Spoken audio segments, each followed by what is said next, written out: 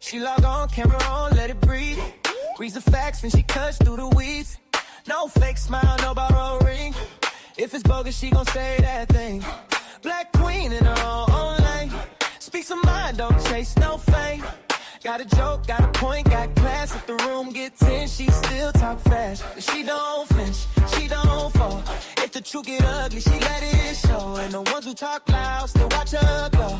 They can roll their eyes, but they know, they know. Jazz Noelle, tell it true. Jazz Noelle, do what you do. Haters hate, she still up here. She bring the facts and the laugh in here. Jazz Noelle, tell it true.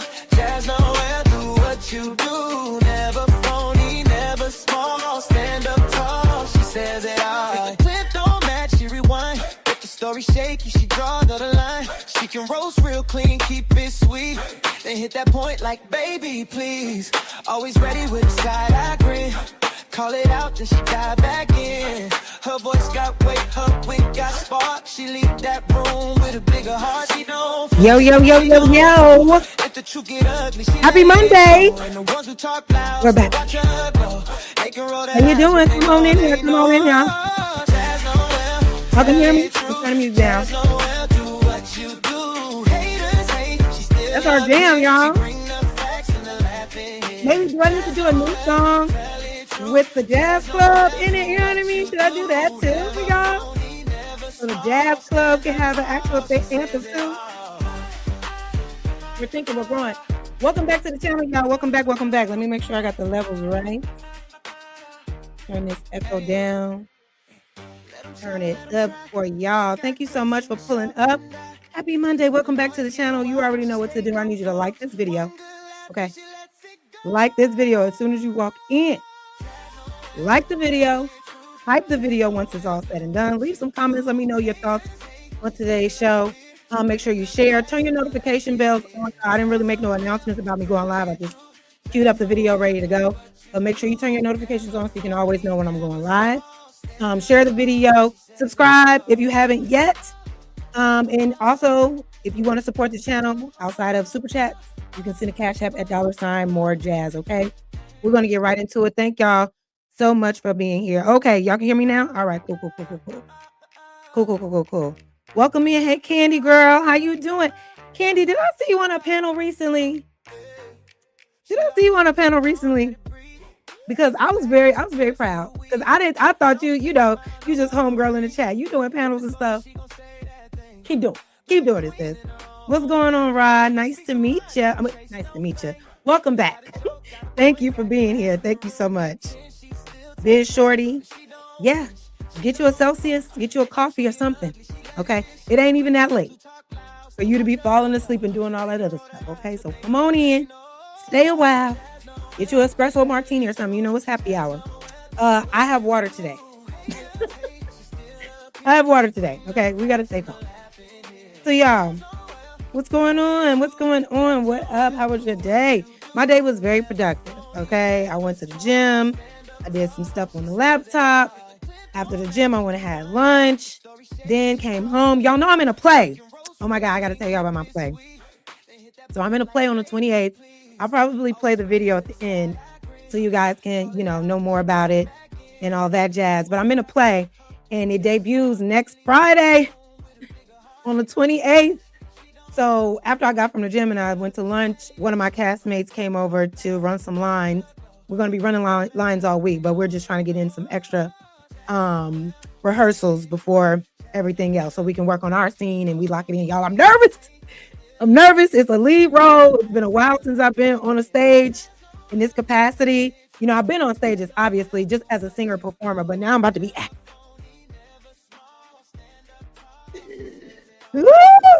So look, if you are in the Chicagoland area, if you are nice, I was very hesitant on sharing all this because the internet can be very weird and I don't have time. I don't have time for weirdos showing up. So if you come in peace, I will give you the information and all of that for the show. But yeah, my day was good. Thank you so much for asking. What up, Clasket?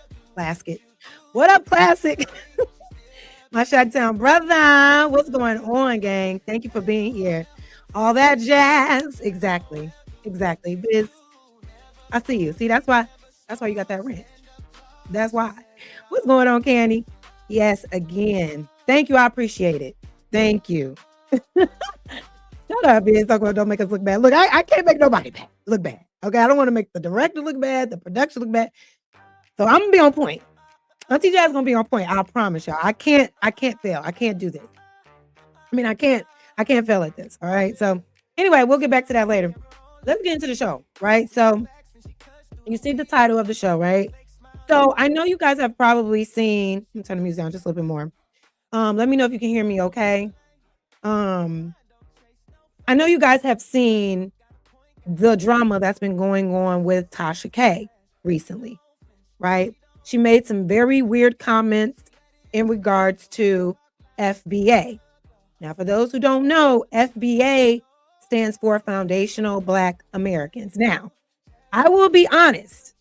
I wasn't really privy. Like, I'm a Black American, right? I'm not, and I know that my experience here is far different from everybody else's.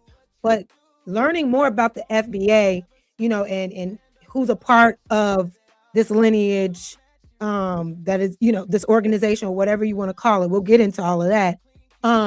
They have some strong opinions about anybody else that is not FBA, right? So of course, as they should, you know what I mean? They're entitled to their beliefs. They're entitled to their opinions. But I do have some questions, right? I do have some questions. And y'all know me, I'm as pro-Black as it gets, right? But I'm also not the type of pro-Black that feels like I'm above or superior of any. Well, there's a certain group. There is a certain group, I do believe that. But when it comes to other Black people, whether they're African or Afro-Latina, I feel like we all the same. Because when I travel the world and I go to these other countries, they look like me. They may not speak the same language, but we're one and the same. Like that's just how I view it, right? But Tasha K came out and said some wild ass shit in regards to FBA, and she's been getting some really bad backlash, right? Like people are canceling her. She lost a whole bunch of her subscribers, allegedly. And she came out with an apology since then. This happened about 5 or 6 days ago. You know, I'm like, oh, and I would have went live last week, y'all, but I survived another tornado. I survived another tornado. I don't know if y'all know, but Chicago, Illinois is now ranked Tornado Valley in the entire country. This is something we've never seen before, y'all. This is some shit we have never experienced. And when I tell you, it looks like a war zone in my neighborhood right now. Our tree in the front sliced open, fell over, shingles off of the roof. We just got our full power working on Saturday. So I wasn't able to go anywhere, even around. If you were trying to go somewhere to get some Wi-Fi, it's packed because everybody's power was out. Nobody had the Wi-Fi. So I couldn't tap in real time the way I would have wanted to. So I appreciate y'all pulling up and just doing like a follow-up recap on everything that happened last week. Because I couldn't do nothing. Tornadoes, high winds, storming, all freaking week. It was crazy. All right. But everybody is safe. And there's still some areas that haven't gotten full power yet. So just pray for Illinois and East Indiana, because they too are still without power. But anyway, so yeah, that stuff happened last week. Before I get into the clip, because I know you all have seen it and we'll get into it. But before I get into that clip, also, sidebar, the title also speaks to some Nolan Wells updates. Y'all know we still trying to figure out exactly, Biz. Exactly. Not anymore. I don't know what's going on, but it ain't Oklahoma and stuff like that no more. It is Chicago. I don't even know. I don't even have any words for that. But we also have some Nolan Wells updates, obviously. Every time I say I'm not going to talk about this case anymore because I'm kind of over it. Not over it in a sense where I don't care about this case, because I do. But it's like we're just not getting any real answers at all. And every time we're getting an update, it's an update of nothing. But I do want to play some updates regarding Nolan's parents. Their recent, what do you call it? Press review? No. What do you call it? Oh my God, the word is losing me. You know what it is when you go press conference. Oops.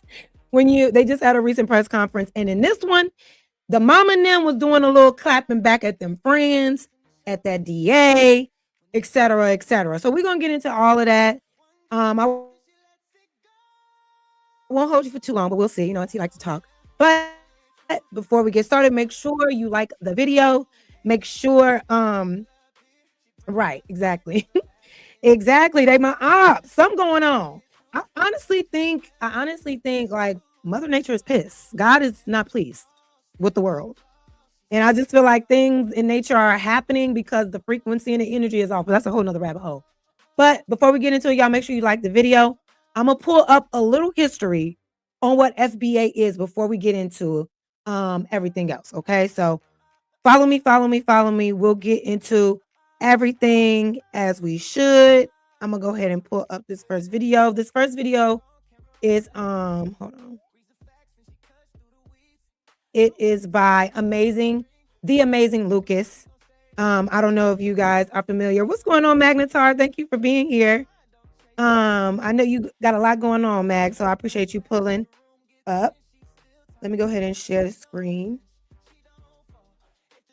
So I wanted to do some research, right? I wanted to do a little bit more research on FBA, what it is, why there's so much like division between foundational Black people, particularly that claim this movement, right?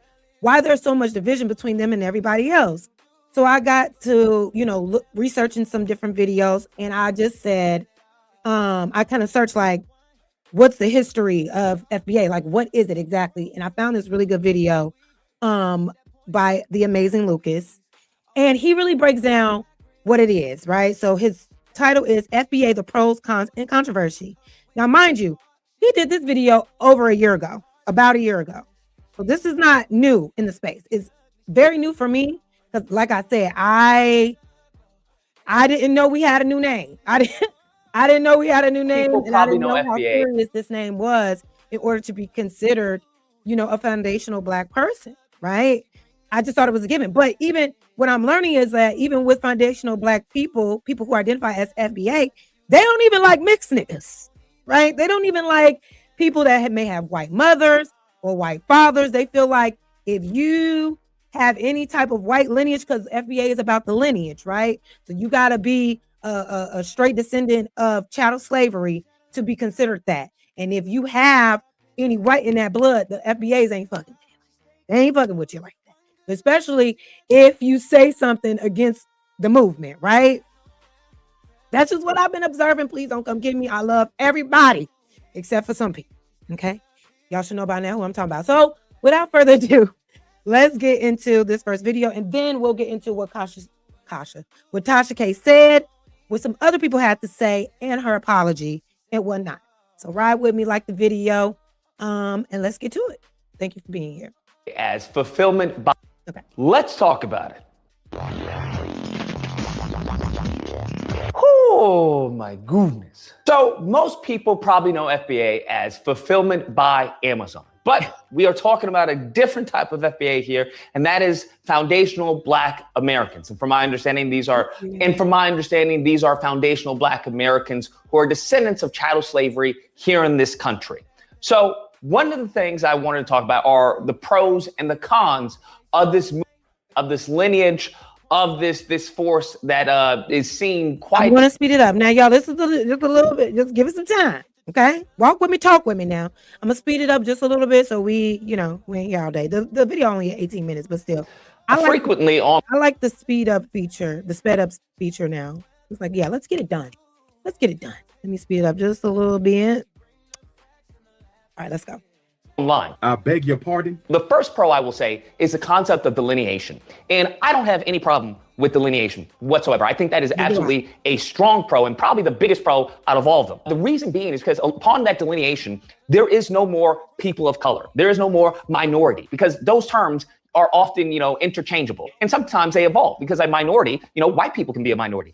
Asian people can be a minority. That's heavily dependent on the dominant population. So one thing that has, gotten Black Americans, messed up over time is that we've been placed in this people of color category. That there hasn't been a delineated group of people, such as with Native Americans, such as with, other, groups, Ashkenazi Jews, and, the list goes on. So what that allows is for them to do such a, a bill of affirmative action, and everyone benefits. It's not exclusive to Black Americans who are descendants of chattel slavery. We now have. Now I'm gonna pause right there because I totally agree. The delineation is necessary because we as Black people, foundational Black people, we have gone through things that nobody else has gone through in this country. Nobody can speak to the Black experience in that history and what we still face to this day any more than Black people. So there are specific things that we directly need that cannot be benefiting for everybody else because everybody else has not had our experience.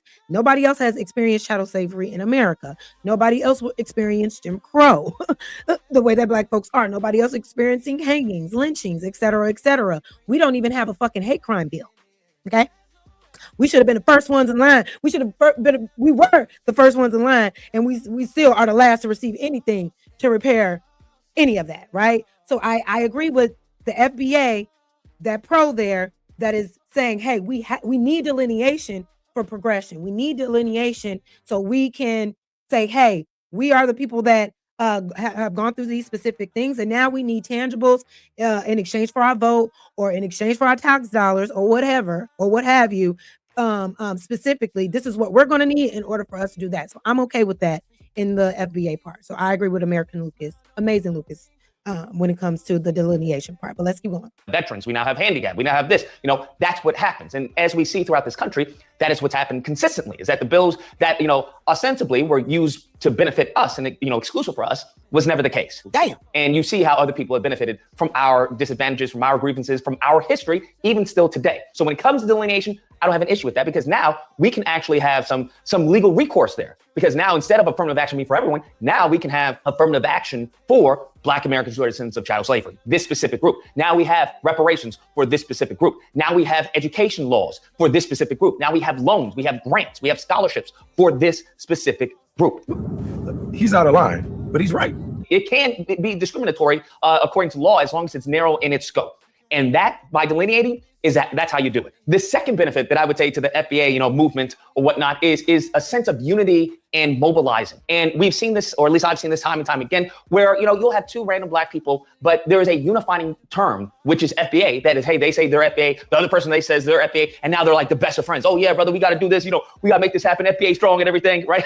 And that sense of unity, instantaneous almost, is a great thing. The sense of mobilizing, okay, that's something that we are going to have to get better at as time goes on, is this sense of mobilizing for a cause. We've seen this where people going to reparations rallies. You have people who fly out to go to this event, and they're all of one like-minded, right? Where everyone's FBA, everybody represents FBA, and that right there, I see that as a positive because I can see that as a starting point or a jumping off point for political advocacy, for political change. If we can have that same unity and mobilizing to go to, let's say, Cory Booker, to go to, Nancy Pelosi. Now, I'm all for all of that.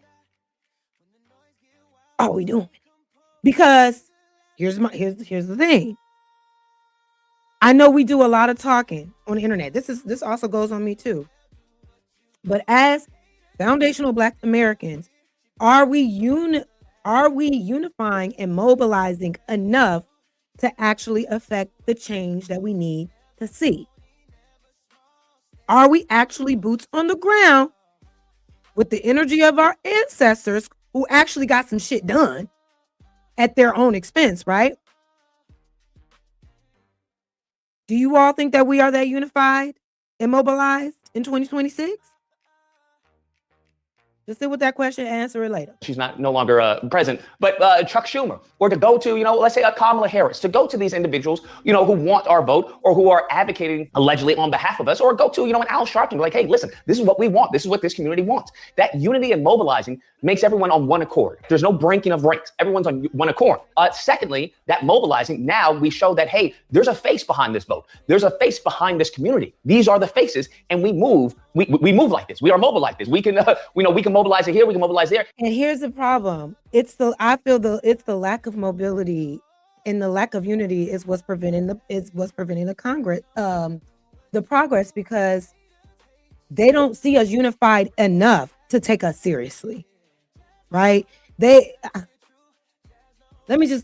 just keep watching and get what we want. And if you can mobilize people like that, well, then you can mobilize them to vote. You can mobilize them to create bills. You can mobilize them to primary candidates. That is extremely powerful. So that is a definite benefit. The last benefit I will say is a sense of pride. And that's not to say that Black Americans prior to FBA didn't have a sense of pride, but it's something that everyone can, as I said before, unite around. I guess this would be, kind of a jump off from the uniting part, but it's a sense of pride, because you have a lot of people who can be united, but not prideful of their history, of their, the culture, of their habits. And I think with that sense of pride comes a pattern change. And this is something Dr. Claude Anderson talks about in his book Powernomics, which I always suggest people read, where there's inappropriate behavior patterns that we have been implementing over time.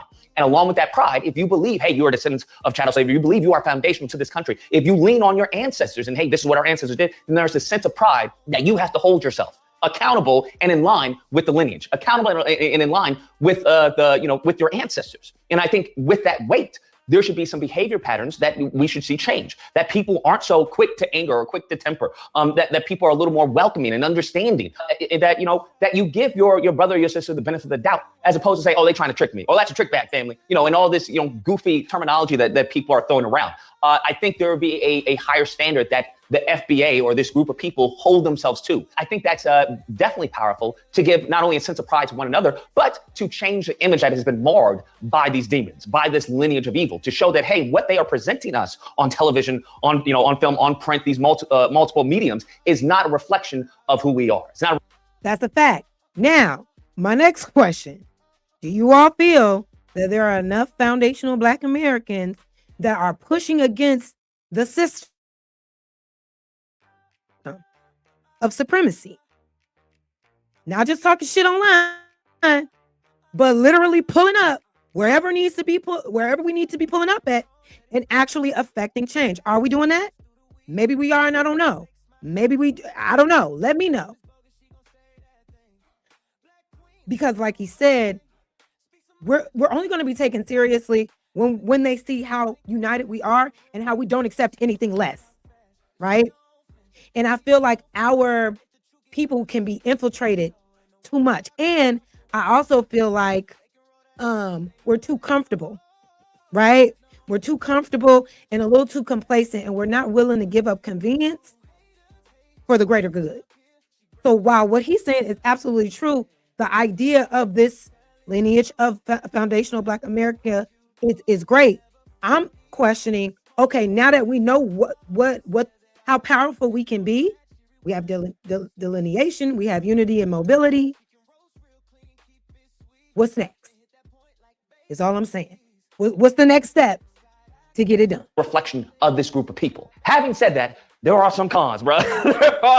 If you have ever talked to one of these individuals, you will definitely know there are some strong, egregious cons about the FBA group of people. The first con that I would say is that there is no leader of the FBA, because they want to say that it's a lineage and not a movement and it's not a group.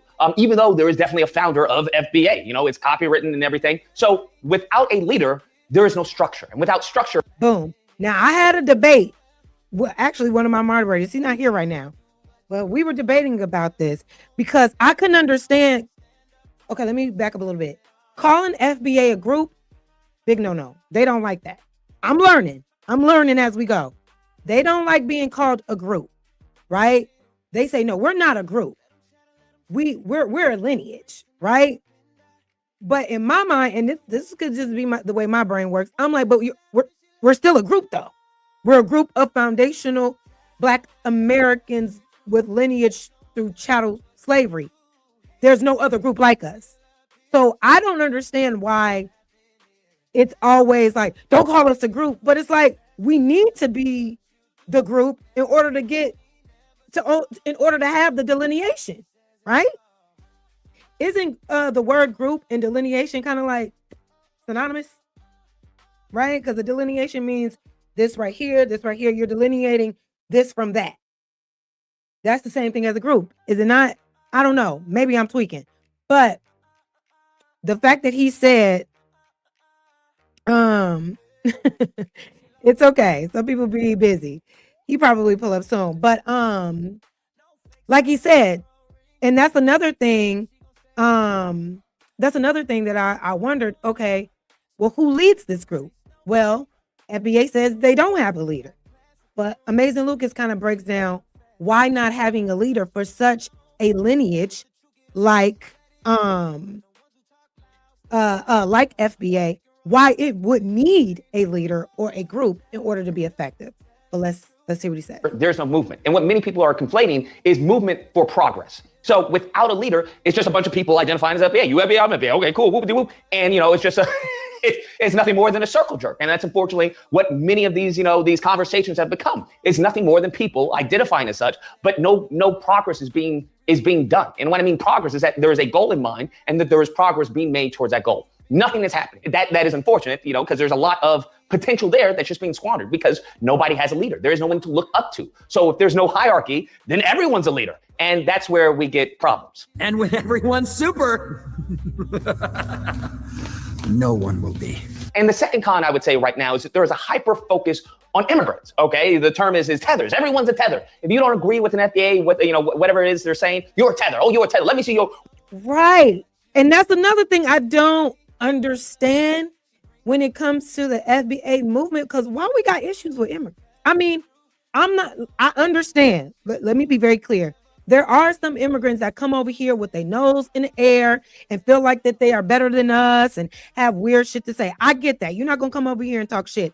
A lot of them are misinformed, or a lot of them are incentivized by the system to come over here and are told certain things, right? They are given opportunity by way of white supremacy, right? So of course, some of them are indoctrinated and don't care to take that extra step to learn about the history as it pertains to Black Americans, which is why you may hear some of them talk down and say that we're lazy and say we don't have any culture, et cetera, which couldn't be further from the truth. However, that's the systemic, right? That's a systemic thing. Another reason why we shouldn't be paying attention to anybody but this oppressive system that we continue to be oppressed by.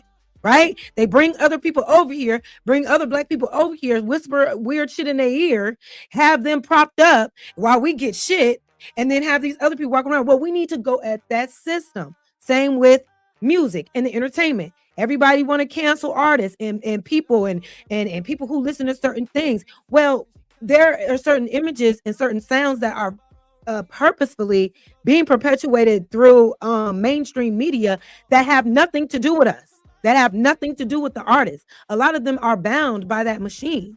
So again, if we really have the issue, are we banding together and unifying enough to mobilize against the machine?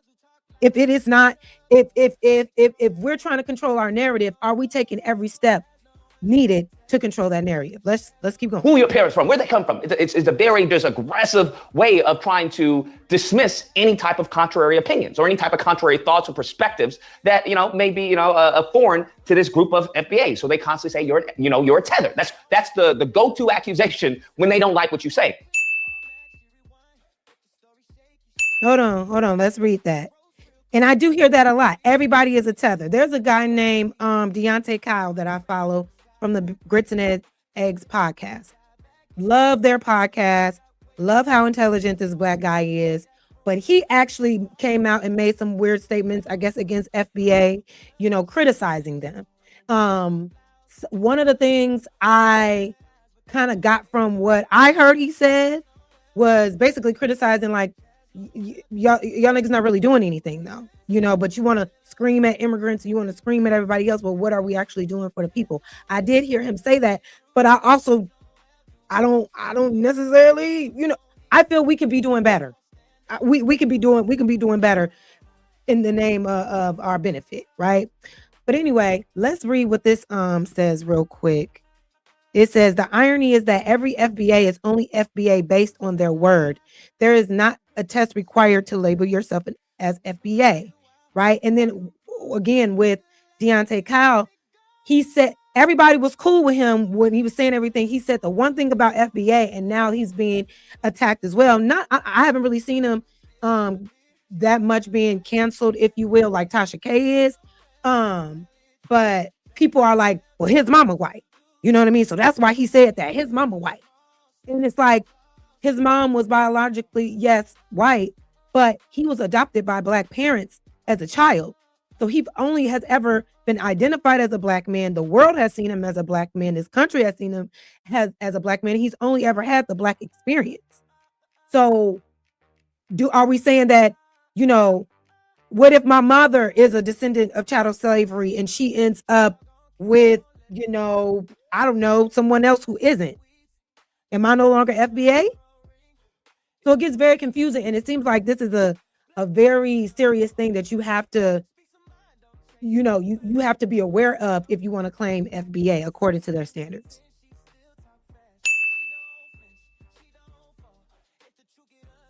This leads to them scrambling. In times like this, usually... Wait. I want to read what that second sentence says. This leads to them scrambling to come up with qualifiers such as hairlines and other WS leaning paper bag tests. Oh, wow. White supremacy leaning paper bag test. Wow. So he's saying that it's a little bit, sometimes it could come off as a little bit of a hypocrisy because they are also using certain standards to do away with certain Black people based on certain attributes that they feel are whackness, which is a classic. Having one white parents has you either wide awake or in a coma. That's a fact. I said that too earlier today. I'm like, now if you got a white mama with that white family and they on some I don't see color type of raising, yeah, you might be in a coma. You might be cooned out, right? But if you have a white mama that gets it and a Black father that gets it, or if you have a Black father and a Black mother and a white father that gets it, I don't know if we got to be throwing out that tether word or if they have any type of criticism for a movement to say that they can't speak on it because of an off Black parent, because there are a lot of foundational Black people on some coon shit. So what do you call that? There are a lot of foundational Black people on that plantation kissing Mass's ass happily. So how do you call what do you call that? I just think there's just a lot to consider. There's just a lot to consider here. Y'all, I'm learning as I go. I don't have anything against anybody. Let me play my banner right the frick now. Okay, let me play that non-disclaimer real fast. Because what? These thoughts are my own. I don't know these people. These people don't know me. Okay? Everything I say here is on this channel is for entertainment purposes only. Fair use, fair use. I don't know nothing. I'll just be talking. Okay? Let's continue. Don't come at me. In times like this, usually this is very much often similar to COINTELPRO. Because what COINTELPRO does is try to absolutely mangle any type of unity. Okay, what it tries to do is sow division so that, you know, you're fighting against one another. And that's one of the issues that I have that I've seen is that you're just throwing this word around, and there are hyper focus on immigrants as opposed to the FBA coons that we have here. And that right there is the issue. This goes back to the leader, is that if you want to talk about a code, but there are no code enforcers, right, of said code, and there's no actual code for this group of people to behave and how to react and how to respond and whatnot, then you have chaos. And that's what seems to happen.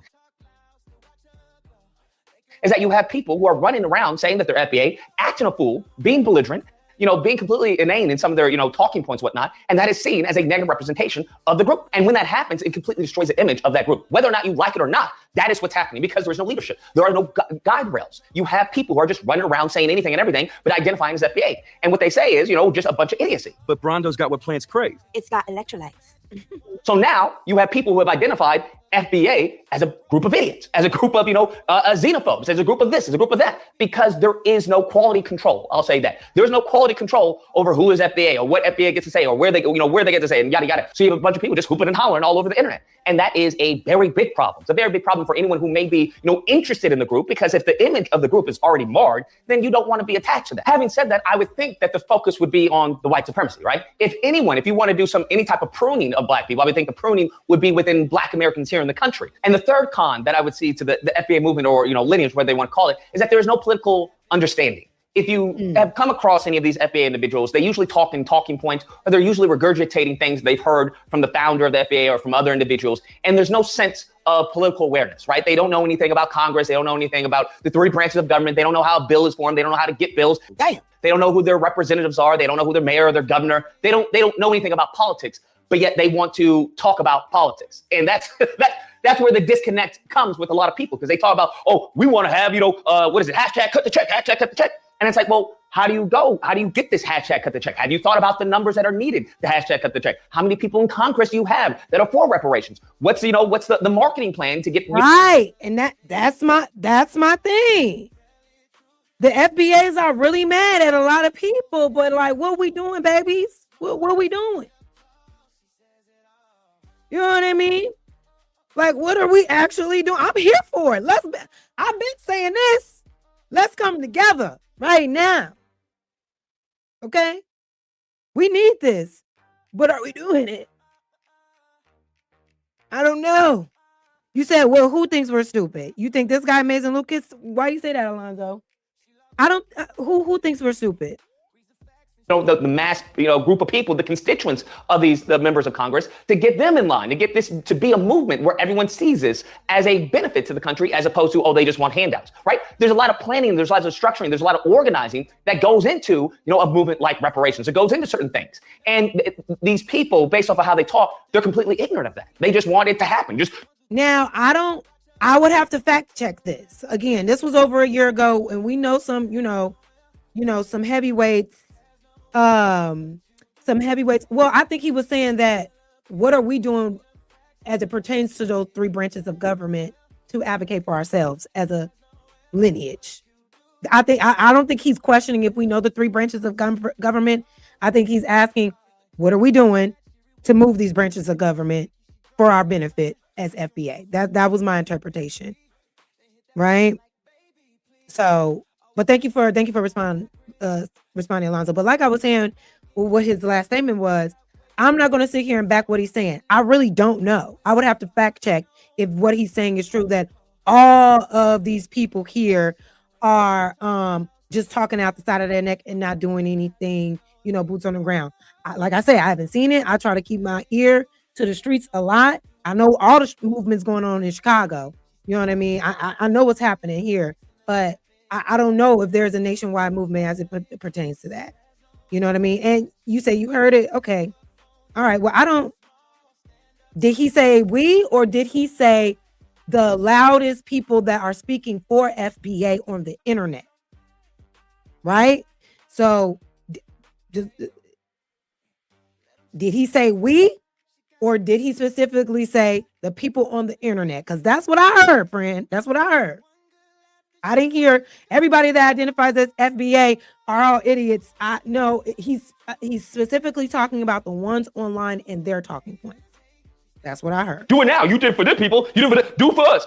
And it's nothing like that is easy, especially when you're talking about Black Americans. That's not how that works. So this barrier of political understanding becomes a barrier to entry to actually do anything. So when you have no leader, you're focused on tethers, and there is no milestones, right? Because usually any type of organization, you have milestones that you're trying to reach. Hey, I want to get this bill passed, or I want to at least get this bill formed, or at least I want to get, 3 Congress people, on this bill. Or, hey, I want to get this in the community. You can start small within the community. Hey, I want to do this for the community. Off of this, I want to do this, right? Instead of, putting money into a museum, which people don't go to. How about you put money into maybe, an apartment complex, right? And then you give Black people, a place to stay, or you give the delineated group, right? The Foundation of Black Americans. Hey, this is, a place for these group of people, and you find a way through the loopholes of the country. I mean, we're okay. So this is what I was afraid of. I ain't trying to piss nobody off that identifies as FBA in my audience. Shit, according to the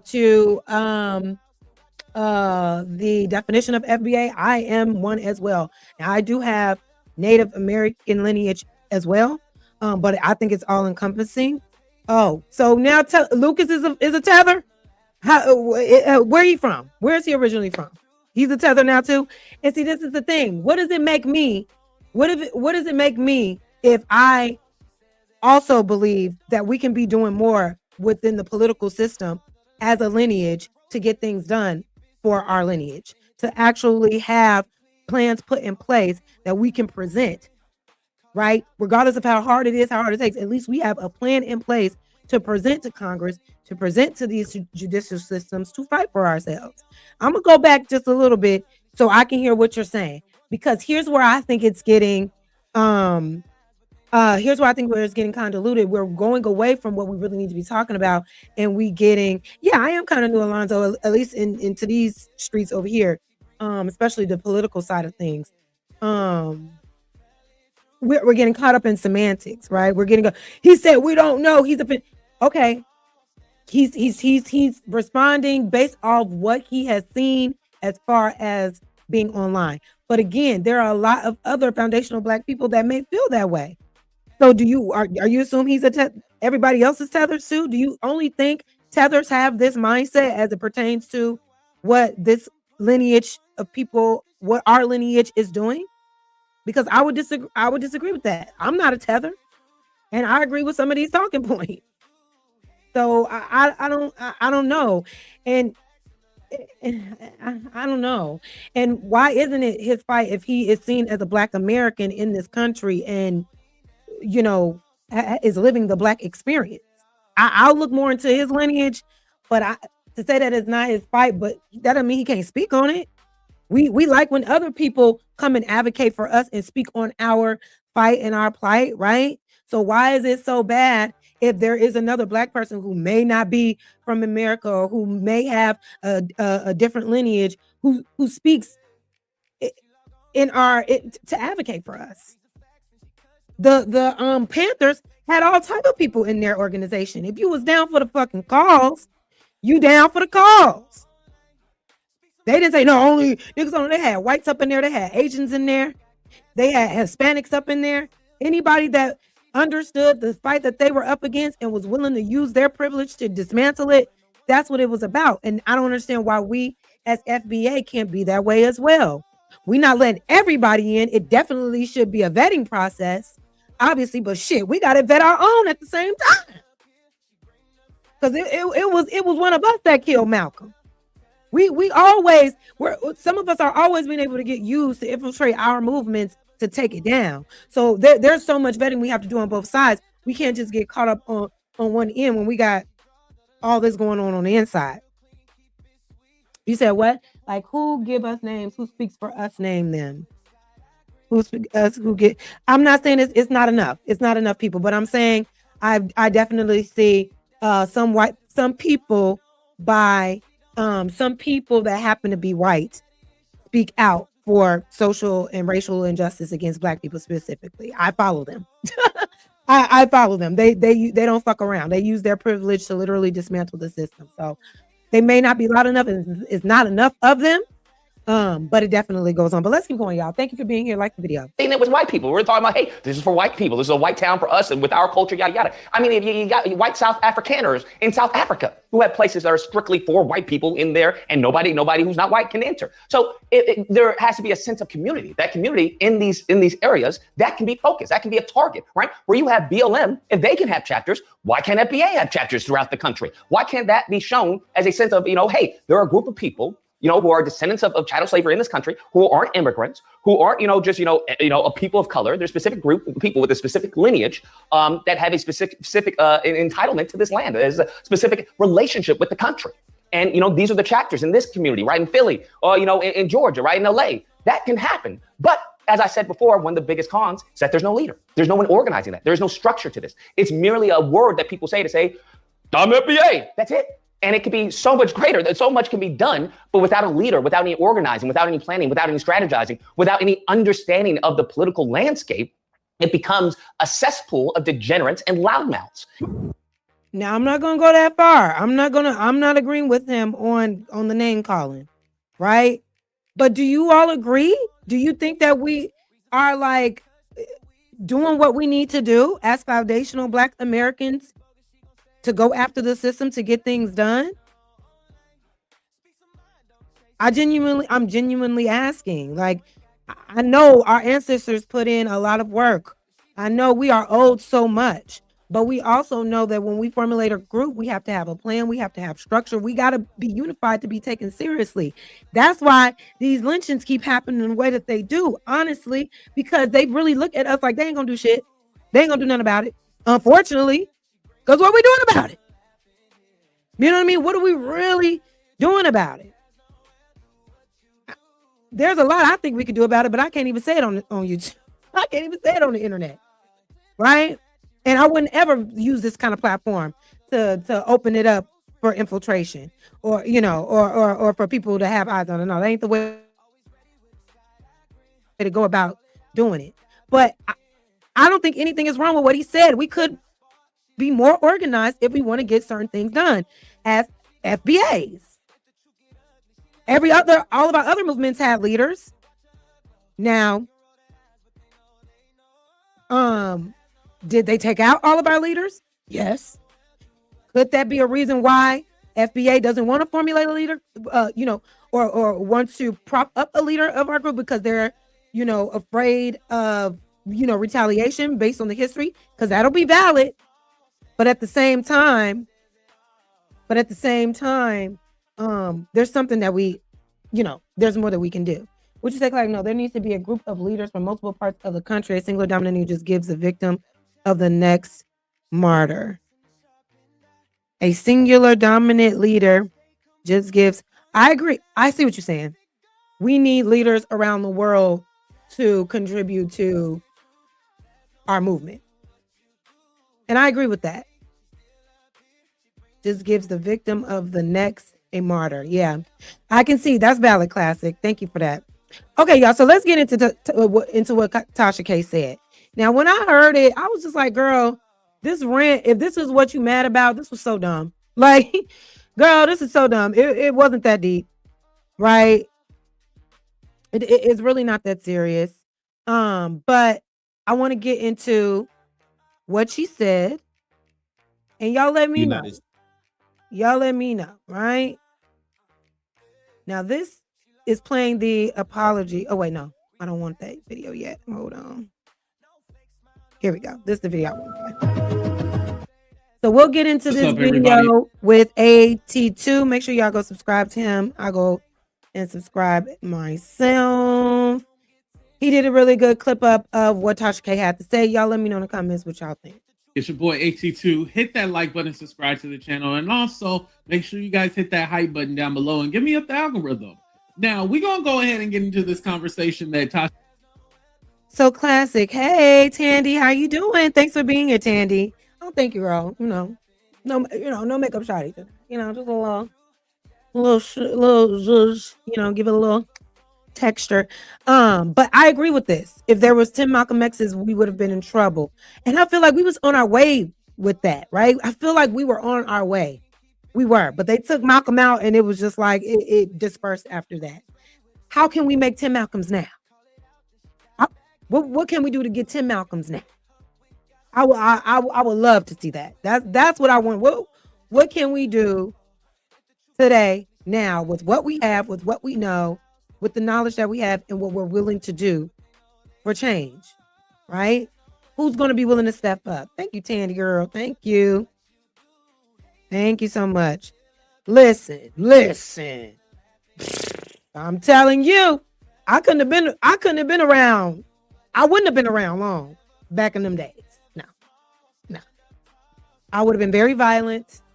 I would have been very radical. Yeah. I would have been in the news and the papers and the history books. I can guarantee you that right now. You know what I mean? And it's like, I have that same fire in it. But, I'm just one person. But sometimes I'll be like, one day I'm gonna just start it up, Plus, this new brand of ninja ain't ready to die about it. You got to be exactly. That's what I said. I said that on one of my community posts when I made a comment about the black woman recently found hanging in Mississippi so high up they needed a dang gone ladder to take her down and ruled it as suicide. I said niggas is not mad enough for me. Niggas is too quiet on the creek for me. And it's because, well, shit, when my sister, they're not, you have to be willing to die for change. That's the difference between our ancestors and us. They were about that life. They were willing to put their lives on the line for us. Are we willing to do the same for the next generation? Is all I want to know. But let's get into what Tasha, old dirty neck ass, had to say. Tasha K was having. So she said she was on TikTok Live and people started asking her about FBAs and what she thought about it. And then, you know, it got into them turning around and calling her husband an African booty scratcher. So this is her response to that. But there's a few things that I want to get into because, again, I don't agree with everything the FBA say because one moment they're telling you that it's a lineage, right? So I'll be FBA. And then the next moment they want to tell you, oh, you ain't one of us. And it's all like, wait. If it's a lineage, then my lineage is through slavery. And then you got the ADOS and why they don't get along. Like, it's all confusing. See, a lot of foundational Black Americans are kind of confused on the movement. So at the end of the day. But let's hear what Tasha K got to say. Here we go, you guys. They called my husband an African booty scratcher. They said that I cannot speak on the foundational Black American movement because I ain't heard that since I was in first grade.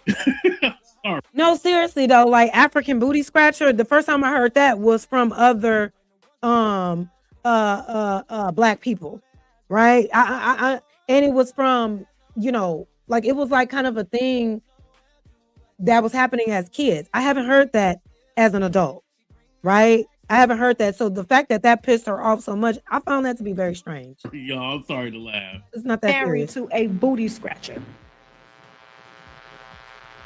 Which they're entitled to their opinion. That's fine. That's totally fine.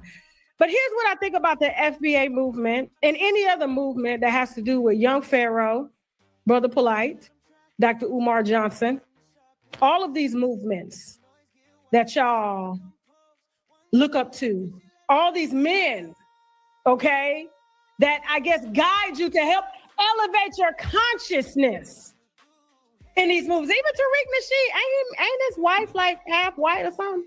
Mm-hmm. Ain't Tariq? Now that I did not know about. I did not. My friend ain't here right now. When he get here, we're gonna talk about it. One of my mods, because he's always sending me videos with Tariq Nasheed, and I listen in because Tariq Nasheed isn't necessarily the leader of FBA, but he is like at the forefront of the lineage movement. Or I'm trying to be careful with my words because I'm really not trying to offend anybody. I'm really trying to understand. But if this is true, I got questions now. Now I really got questions. Because if you sit on your high horse talking about black, and you out here with a white wife, and you mad at everybody else for what they doing and what they not doing as Black people, as tethers, as biracials, but you got a white wife? That's a level of hypocrisy we got to unpack. Because what? Somebody confirm that shit. Because, baby, the way some people go hard or the way he goes hard, and I like Tariq Nasheed. I don't have a problem with Tariq Nasheed, but come on now, bro. Come on now, bro. You can't be going that hard and you out here about to pass down your legacy and the money that you make towards non-Black people, specifically white women. I don't know what to say about that one. Thank you so much, Magnetar, for the 10 gold. Oh, I'm sorry, for the 10 jewels, the gold coins. His wife mother is white. Okay, so his wife is biracial, maybe? Is that what we're saying? Okay. His wife mother is white. Now, I said earlier, got to be careful with the ones with the white mamas. You just got to, unfortunately. Nasheed wife like half white? Yep, and there's pictures of his white mother-in-law. Yep. But here's the thing where Tasha is failing at, because she's mixing like Brother Polite, Pharaoh, Dr. Umar, and everybody all together. With Tariq Nasheed, that's nothing to do with Pan-Africanism. But also with the Pan-Africanism, Dr. Umar would be separate from Brother Polite and Pharaoh because they follow that new covenant religion and stuff like that's more about religion and stuff like that. Also about power and control, but about religion. So that's a totally separate thing. And that's where she's mixing it and confusing it. I just wanted to point that out. I'm going to let her keep going. Don't worry. But here's what I would say about the FBA movement. It's no different than the KKK. Meant to divide. Now this is where she's getting dumb. This is where she's losing me. She's losing the fucking plot. I mean, I'm not surprised because I don't deem Tasha K as like someone that is intelligent or smart. Like she's a sensational, content creator trying to be the next Wendy Williams or what have you. You know what I mean? I don't know. I'm not a huge fan. I don't, you know what I mean? I only tuned in early this year when that whole Tom Doggy situation was going on. But to say that the movement is like the KKK, bitch, are you dumb? Like, are you dumb to say something like that? The KKK is literally a terrorist group. They literally band together to terrorize Black people. Unprovoked. Where in the history have foundational Black Americans ever done that shit to anybody? Yet we've earned so much hate, apparently. Still can't tell me what we've done to earn so much hate, but to even make that comparison is very slow. It's not the same in the slightest. Their movement was to divide. FBA's movement is to delineate. Just because one of them called your ass, your husband an African booty scratcher, doesn't automatically mean now they want to come and hang your African husband up by a tree the way a KKK member would. So to even make that correlation was just flat out stupid. Like, girl, shut up. Shut up. But let's keep going. Meant to separate you, to isolate you. Who told you that? To have you looking at other races that look like you and hating them for no reason. That is the same foundation and principles that the Ku Klux Klan build themselves on, which is protecting their whiteness, their pureness, not knowing that they are not pure. It's a lie. Girl, she just sounds slow. Because the thing is, yeah, they're delusional. Like, there's something mentally wrong with a lot of white people because they thrive off their own delusion and lies, right? The lies that they tell themselves is what they go off of. So she's right in the sense to say that, yeah, they wanted that movement so bad because they thought exterminating niggas was going to keep their race pure, right? When in the history of niggas, when in the history of foundational Black Americans have we ever done that? We always wanted to be left alone. We always wanted to be able to thrive on our own. Leave us to our own devices and we succeed. We become successful. We start loving on each other. We're doing all of the right things, right? So again, how are you making this correlation? Do you not know what the KKK movement actually is, bitch? Like, after this, nobody, only tune in to Tasha to freaking be entertained if you can, right? Because I guess she thinks she's funny. You know what I'm saying? She's a little corny to me, but hey, I don't know. Thank you so much for being here. 1BG Dino in the house. Thank you. Tariq coined the term FBA, but I didn't him to tell me I'm a real Black man. Tasha K, a house ninja. I hear them and keep going. Exactly. All right, y'all. Make sure you like the video. Let's keep going. And I don't get involved in these types of conversations because it's ridiculous. It is very unintelligent to talk about. Now, you just learned that word unintelligent from Amanda Seales, bitch. We saw that interview. And y'all may not like Amanda Seales either, but she kept it a whole 100.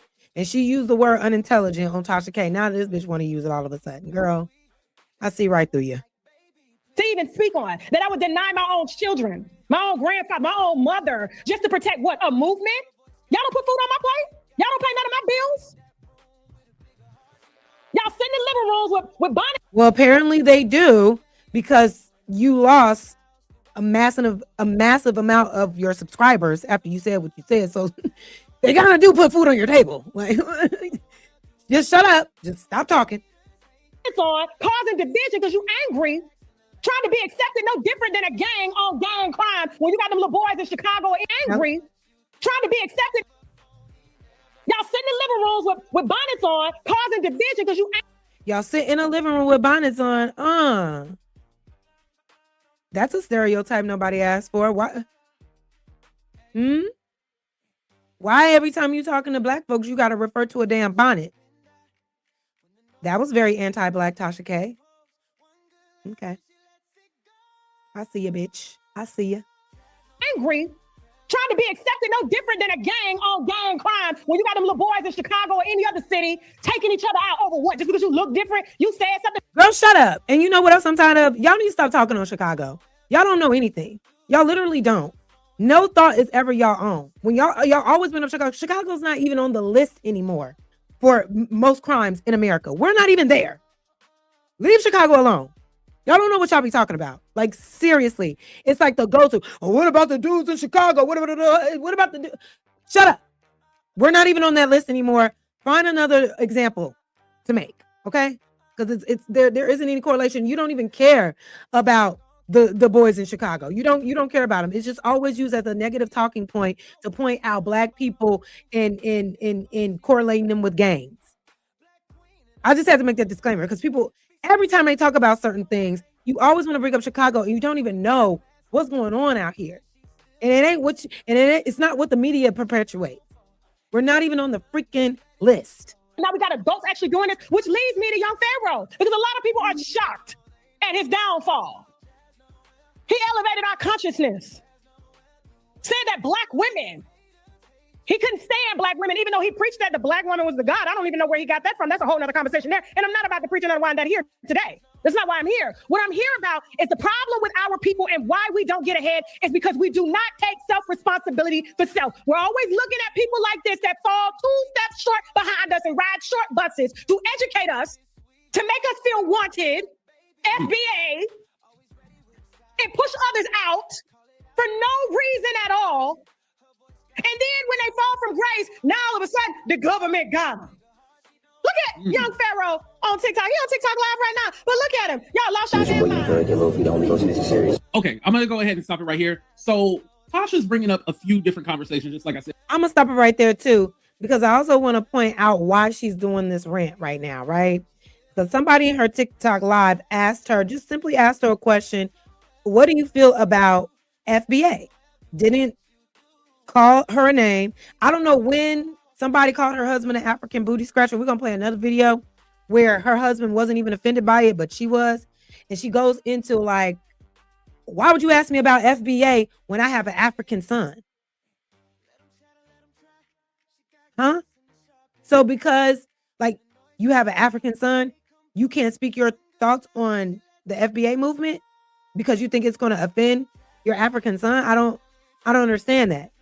But that lets me know you don't really know about FBA and you already kind of have a disdain for them and you in your mind think that they're against you automatically, I guess.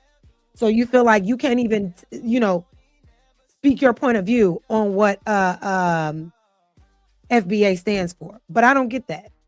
Why would you be offensive to your kid? Right. I'm sorry. It's not a movement. It's a lineage. It's not a movement. It's a lineage. It's not a movement. It's a lineage, big dog. I got you. Listen, I done got cut up too. I don't want no smoke from my people now. However, why can't we be a lineage movement? Because our lineage needs movement, right? I don't want no smoke. I'm just saying, what's so wrong if we are a lineage and we're talking delineation and we need certain things done, we have to move for it to happen, right? So what's wrong with being a lineage movement? This is our movement for our lineage, period. It's just a question. Don't beat me up. I'm just asking. But yeah, I didn't understand that. You got offended by them asking you what your thoughts and your thoughts was on a movement, and you went off because you feel like you're gonna offend your own people and you're not gonna do that because they're not making you no money. It's like, girl, just say you don't know shit. Just say you don't know what it really means to be FBA and you don't really know what it stands for. You see why I played American Lucas?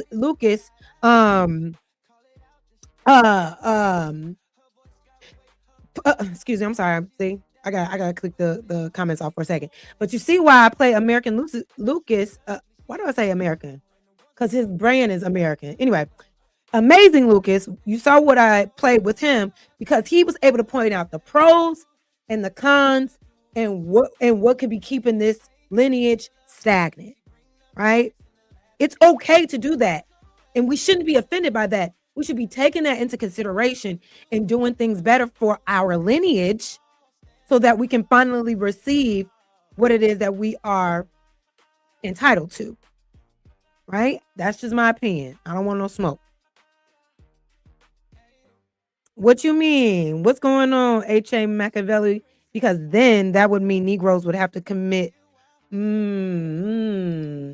Now, see, now, Crown Prince, now I'm confused. Because you said lineage is simply a group of people. Now, when I said that to somebody, they was like, we ain't no damn group.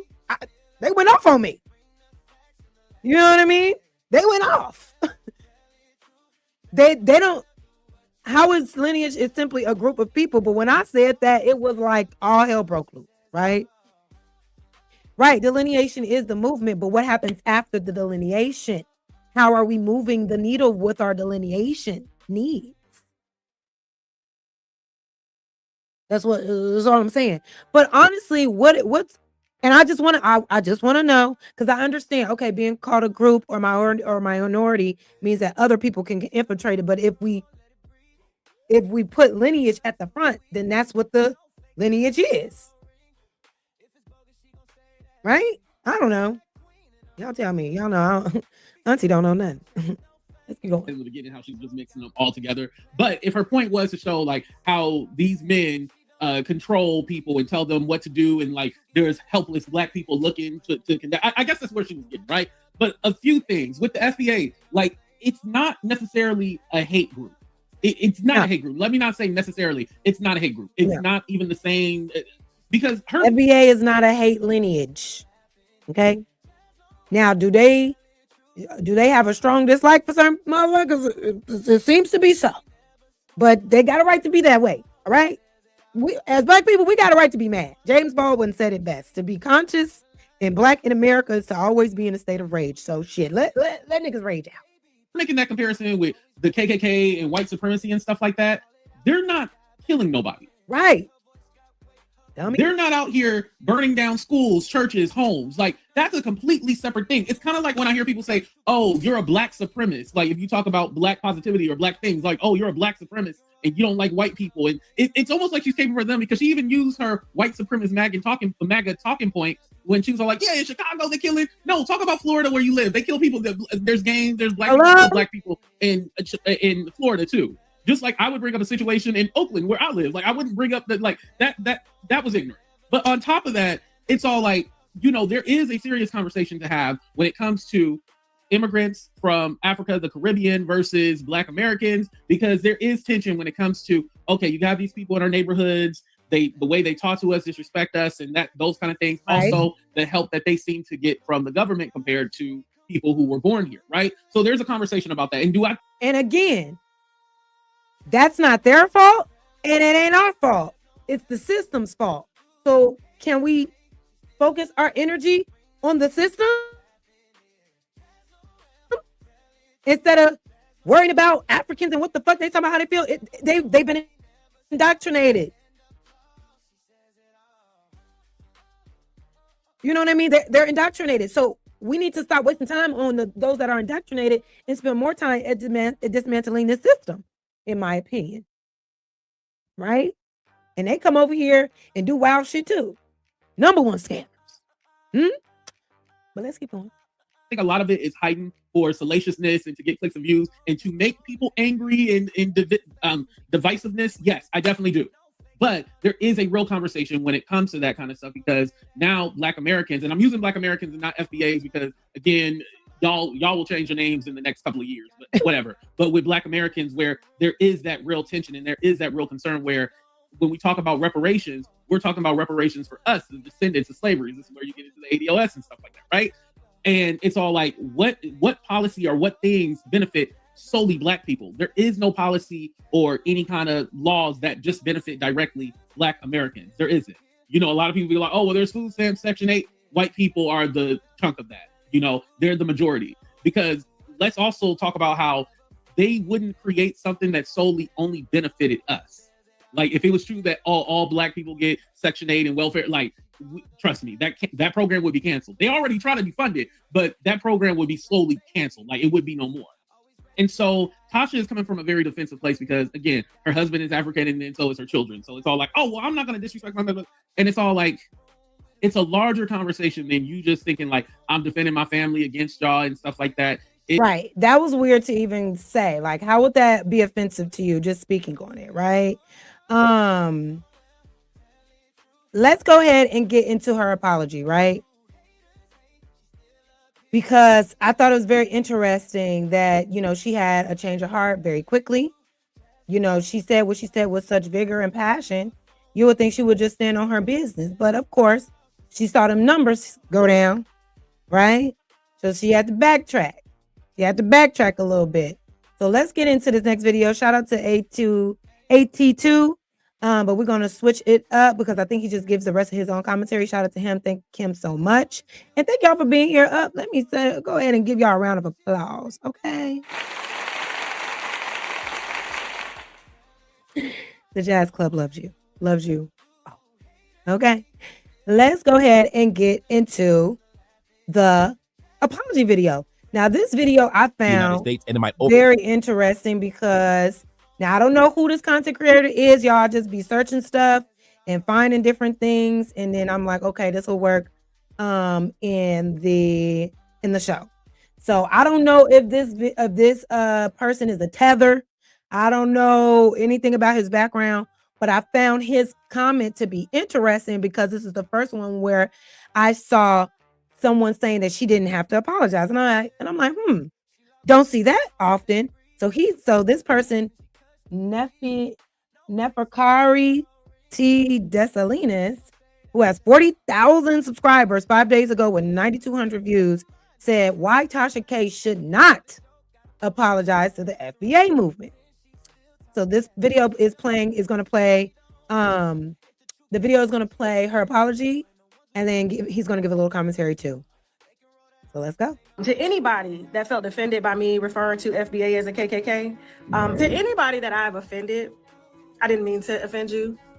I don't do that. I want any and everybody to be up in here having a good time. Lately, any and everything that has to do with our culture, our people, Blacks as a whole, for some reason, I have been dragged into these conversations. So yesterday's show, had me fired up because to refer to my family, and I get it, everybody has, they say any and everything about my family, but to see, I guess, them say that I don't somehow care about my people because I married an African man. To refer to me and my platform or my husband as booty scratcher, now he laughed about it, it's fine, but for me, I don't know, that hit different because I got a son. And to see. So listen to what she said. What's going on, Papi Blanco? How you doing? Thank you for being here. Show some love in the chat. You know what I mean? Thank you for pulling up. We're doing good, babe. We're doing good. Thank you. Now listen to what she said. She said, I told my husband, he laughed about it. And I'm sure he has, because I'm sure he did laugh because I'm sure he's heard that before. I'm sure Africans call each other African booty scratchers. I'm pretty sure I probably heard that. Okay. You get around some Africans, they will roast you to filth.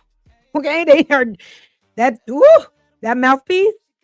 Let me tell you, them African men, them African ladies, they will cut you down.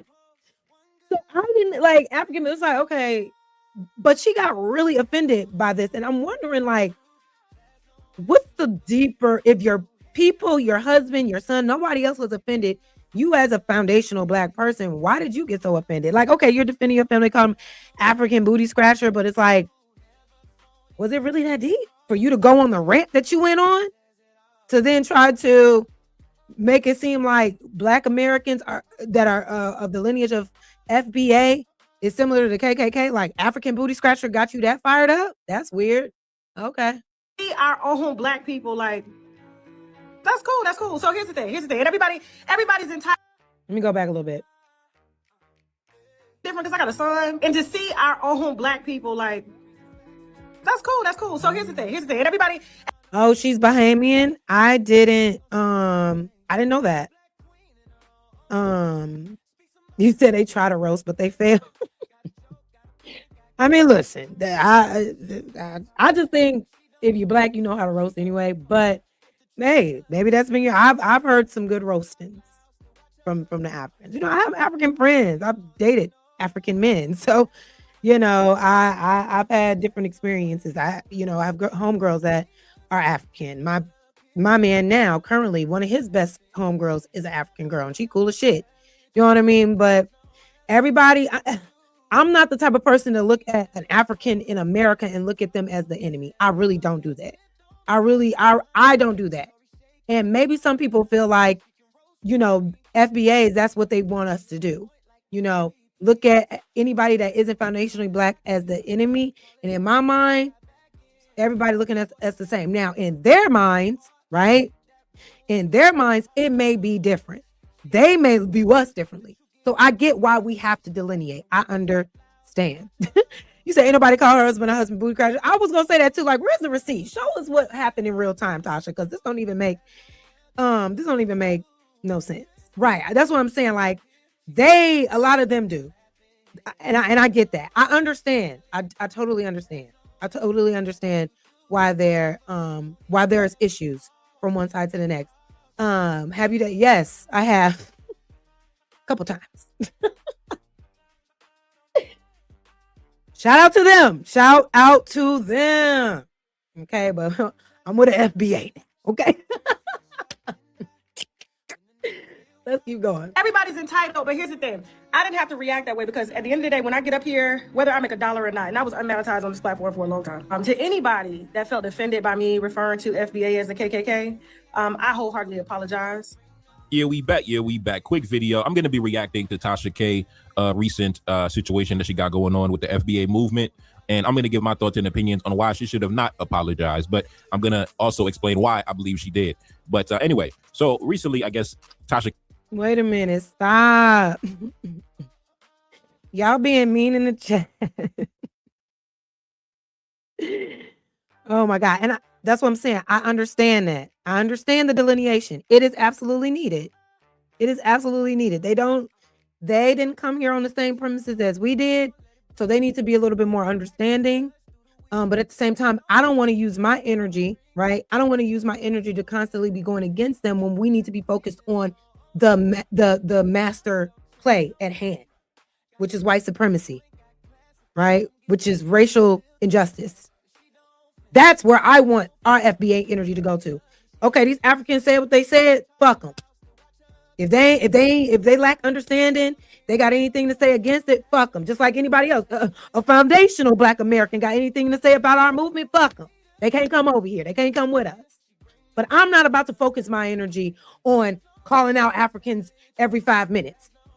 We're wasting time, and I think that's maybe where American Lucas was going. Amazing Lucas was going in his video, because I don't see anything wrong with that. It's like, okay, yeah, if they not stopping us from doing anything, which they are not, the government is, the system is, then I don't even get them out of here. It's not necessary, in my opinion. Don't beat me up. But now you're talking about people cars musty. You need to stop. That is mean.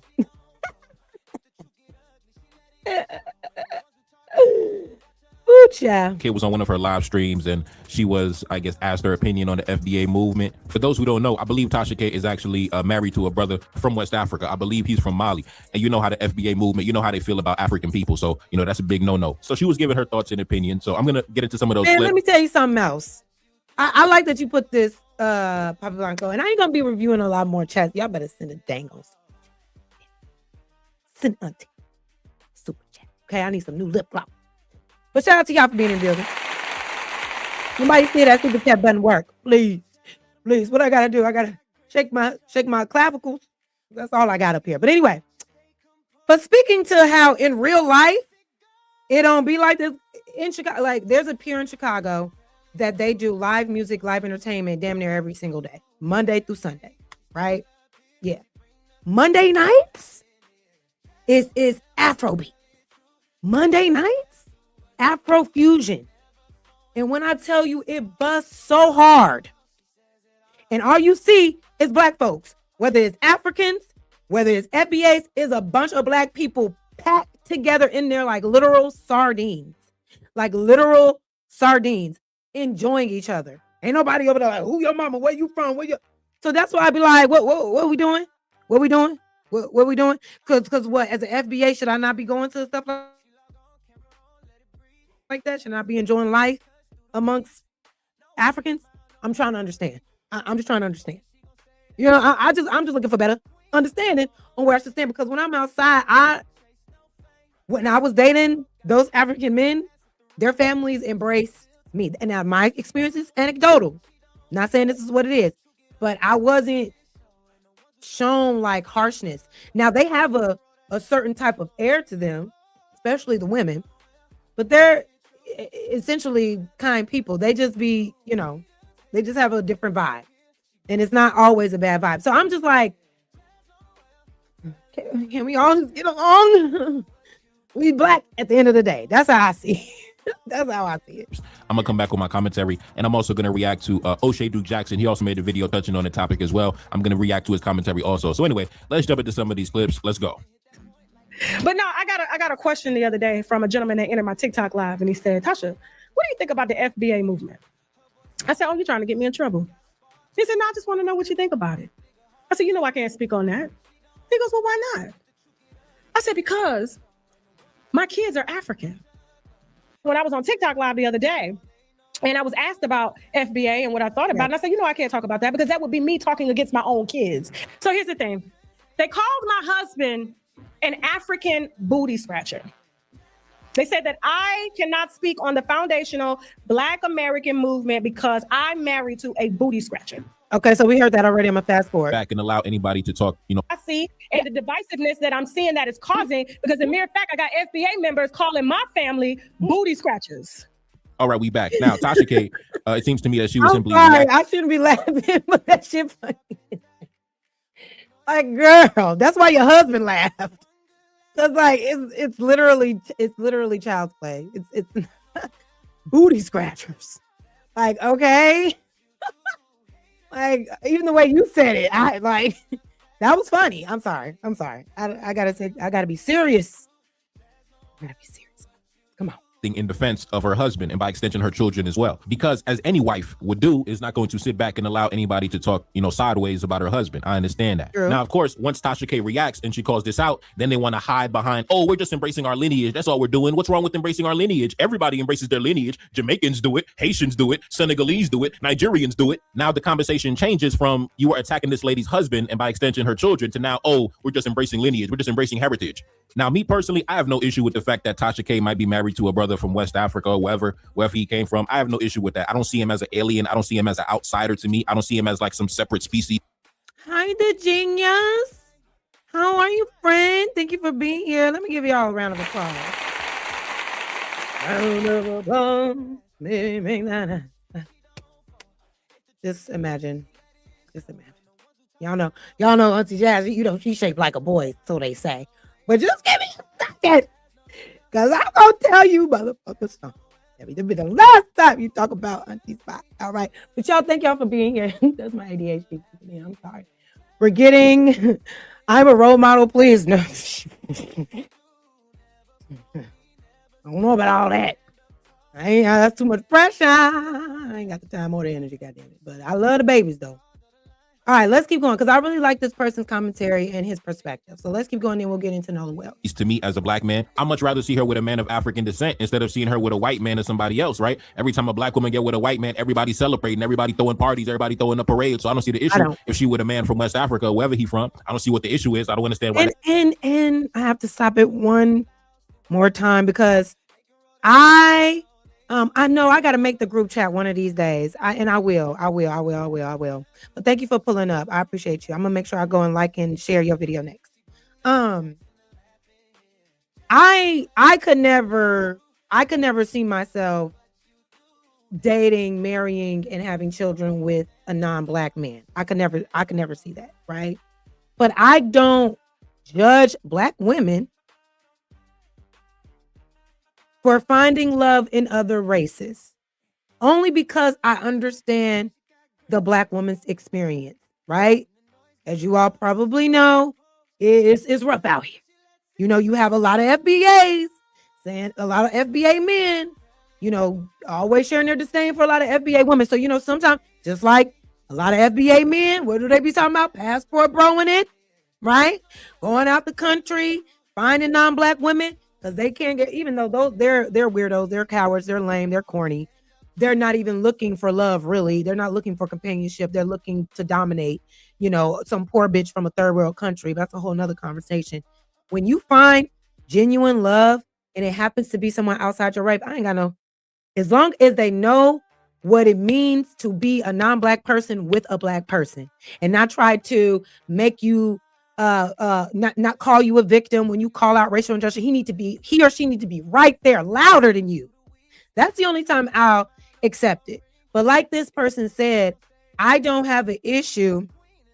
I don't have an issue, and I don't hate immigrants, and you'll never see me out here like, oh, they took our jobs and all this other stuff. I have a different point of view when it comes to things like that. But it shouldn't muster up so much hate where you can't even consider, like the nuance for some of these things, right? What'd you say? I seen your pop up in the black dress and just out here trying to be smart and fine. trying to be. Damn. No, I'm just playing. You said, what's going on, Trail Mix? How you doing, hon? Thank you for being here. I appreciate you. Who said FBAs are passport bros? Every passport bro that I have, every black passport bro, self-proclaimed passport bro that I've seen, they've all been black. Now, if you want to get into, well, are they mixed? Them was straight up niggas. Okay, they was black. I ain't about to get into all of that. So, you know what I mean? If your lineage is of FBA, right, of foundational Black American through chattel slavery, and you out here promoting biracial marriages interracial marriages, can they be? I don't know. And promoting it against your woman, because maybe that's why they accept Tariq Nasheed, right? Because apparently his woman is not fully black, but is real quiet on the green when it comes to Tariq and who he chooses to lay down with. So are we picking and choosing? Is it okay for black men? Maybe. I don't know. Is it okay for black men to have non-black, not fully black women and speak for FBAs? I don't know. That's what it's given, because I don't really hear a lot of pushback as it pertains to who he's dating. But everybody else has something to say about Africans. Black Americans dating Africans or African. I don't know. I'm just observing and learning as we go. I don't know nothing. All right. Don't let them get me. For this.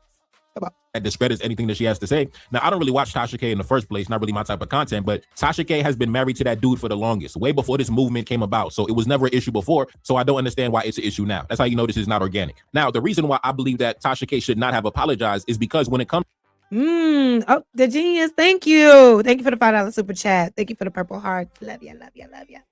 Look, classic. Okay, so now she got to be non-American white. Okay. So there's nuance here. Okay. Non-American white. Give me an example. What country can she be from as a white woman that will make her okay? That's interesting that you say that. That's very interesting. Where will she have to be from, class? Let me know. Maybe I'm gonna make sure I would join one of your panel one of these days. Greece. Okay. Okay. And is that because, tell me in the chat, why do you think? Is it because there's a little, African lineage through there?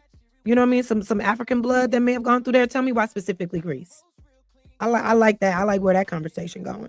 To the FBA movement, it's damned if you do and damned if you don't. For example, right? If you try to relate to them, if you try to, be cool with them and stand in solidarity with them, they're going to say you cosplaying, you perpetrating a fraud, right? If you say, cool, I'm gonna do my own thing, I'm gonna just be over here, y'all can do your own thing, they're going to say, oh, you separated from us, you don't like us, you talking down on us, you think you better than us. So it's damned if you do, damned if you don't, right? There is no common ground with these individuals. There's no reasoning with these individuals. They're always going to have an issue with something you're doing, whether you relate with them, whether you want to stand in solidarity with them, whether you want to do your own thing. They're going to complain, right? They're going to complain. They're going to have something to say. So there's no reason to apologize, because even if you apologize, now he's going in on FBA a little hard right now, y'all.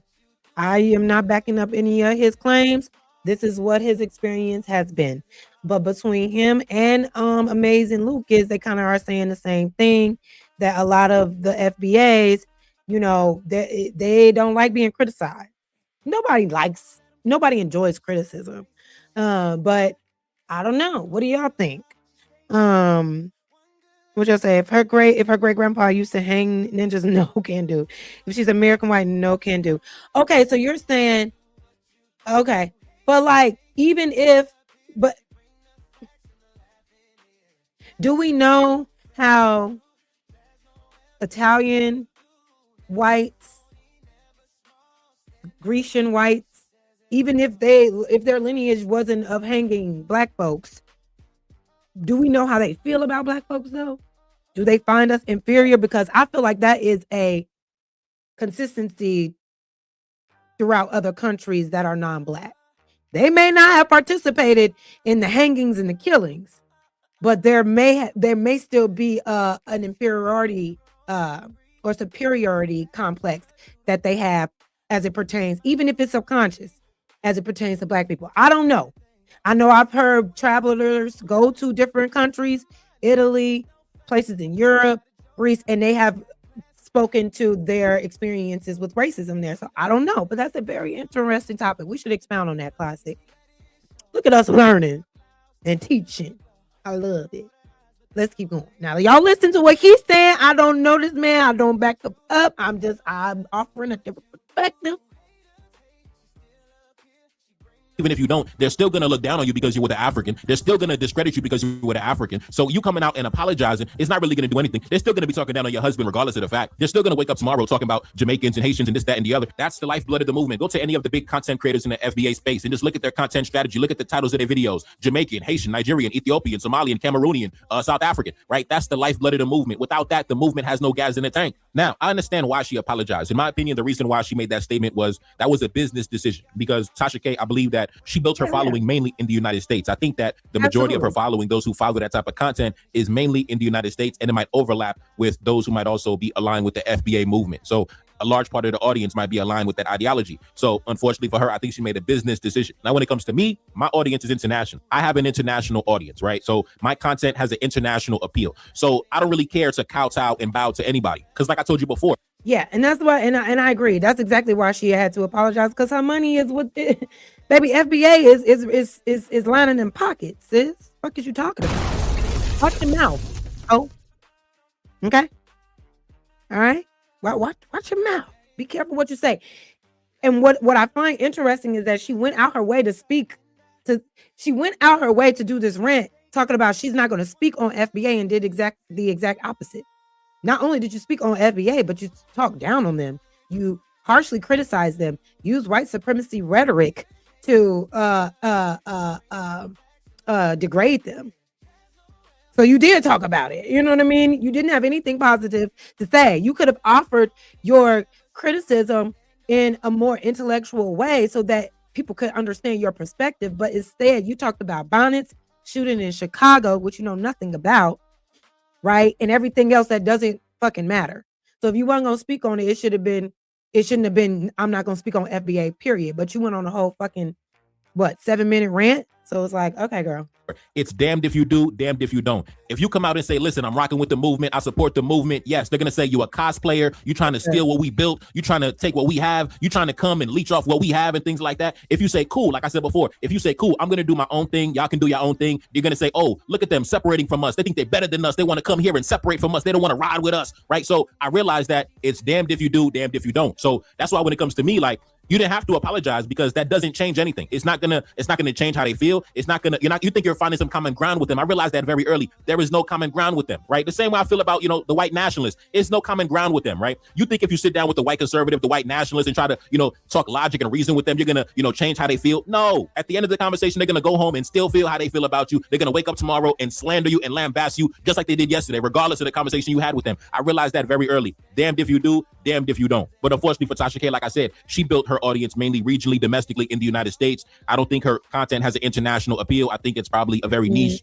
regional type of content. So I think she made a business decision, an economic decision, due to her audience and her demographics. I think that's what she did, right? But she didn't have to do that. Like I said, damned if you do, damned if you don't. That's why when it comes to me, if you notice, I stopped talking about things happening in the United States, right? I don't even talk about that anymore. I don't even do the culture series anymore. And if I do, it's going to be on the Patreon. They're going to have to pay me for that. Because when it comes to me, I'm not going to sit here and try to, defend somebody who's going to turn around and try to slander you the next day. Like, so when it comes to my content, I just stopped talking about things happening in the United States, American politics, things of that nature. I just stopped talking about it, right? I just don't even care to talk about it anymore because I see what time it is, right? I see what time it is. If you try to ride with them, if you try to defend them, they're going to say, oh, he's trying to leech off our lineage. He's trying to leech off our culture, right? But if you is that what goes on?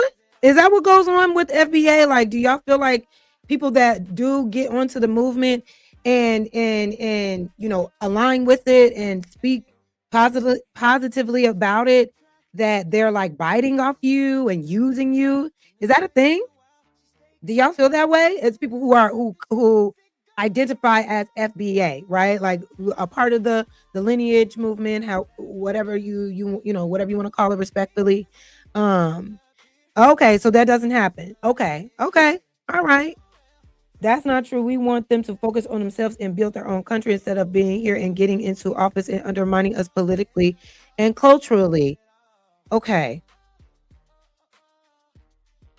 We might have to do some calls or something tonight because this is turning into something else. But okay, with this, okay. Focus on themselves and build their own country instead of being here. Now, who incentivized them to be in this country?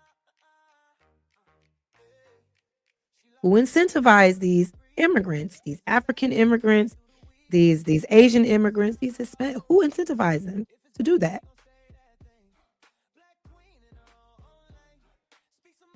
It's not us. It's not even them. It's the system, right? Because the system has always been against us. Always. So specifically, Black Americans. So anybody else that look Black or isn't all the way white that wants to come to America, the system has to indoctrinate them so they can be in alignment with them. They can't allow them to come over here and humbug with us. You know what I mean? And actually come into our communities and thrive and build with us. No. That's a threat to their supremacy. So while I feel you, right? We're not letting them over here. They're not letting themselves over here. Again, white supremacy is the fucking problem. Always has been. So while you are correct, they come over here and they do this. Now we need to divert our focus to the people that's allowing that shit and demand more respect, right? Yes, it is because of the civil rights movement, and we are the last to even benefit from that shit. Not our fault, not immigrants' fault, but the systems in place. And until we really mobilize and force hands, right? And force people's hands to give us what we are owed, I don't know.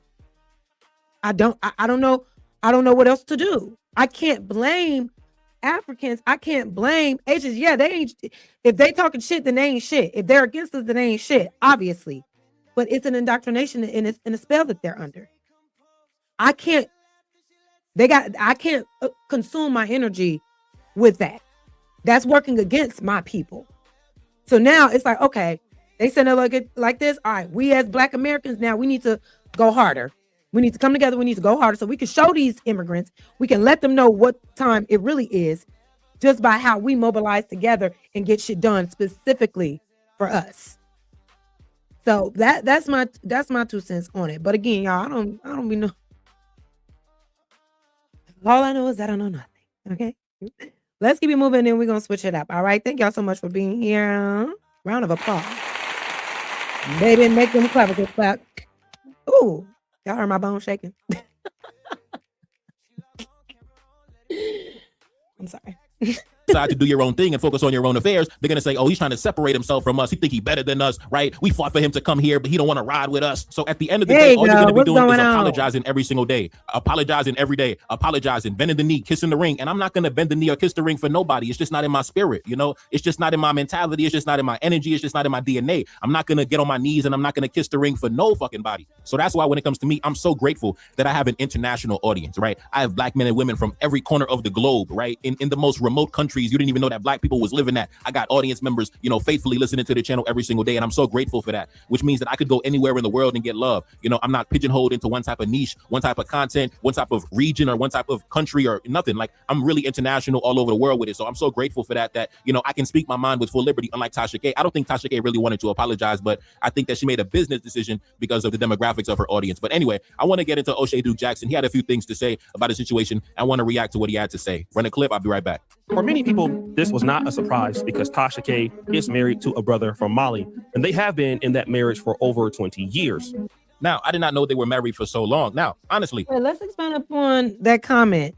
It's okay. I know you went through it. Shout out for you being here. Thank you for still pulling up. I know you got stuff going on with your family, so I appreciate you pulling up in spite of that. Okay, so now this is an interesting question or comment. Immigrants are on the chopping block for conduct unbecoming. This is the issue, not simply resources. What you mean by that, babe? Can you expound on that in the chat? Thank y'all. Let's continue.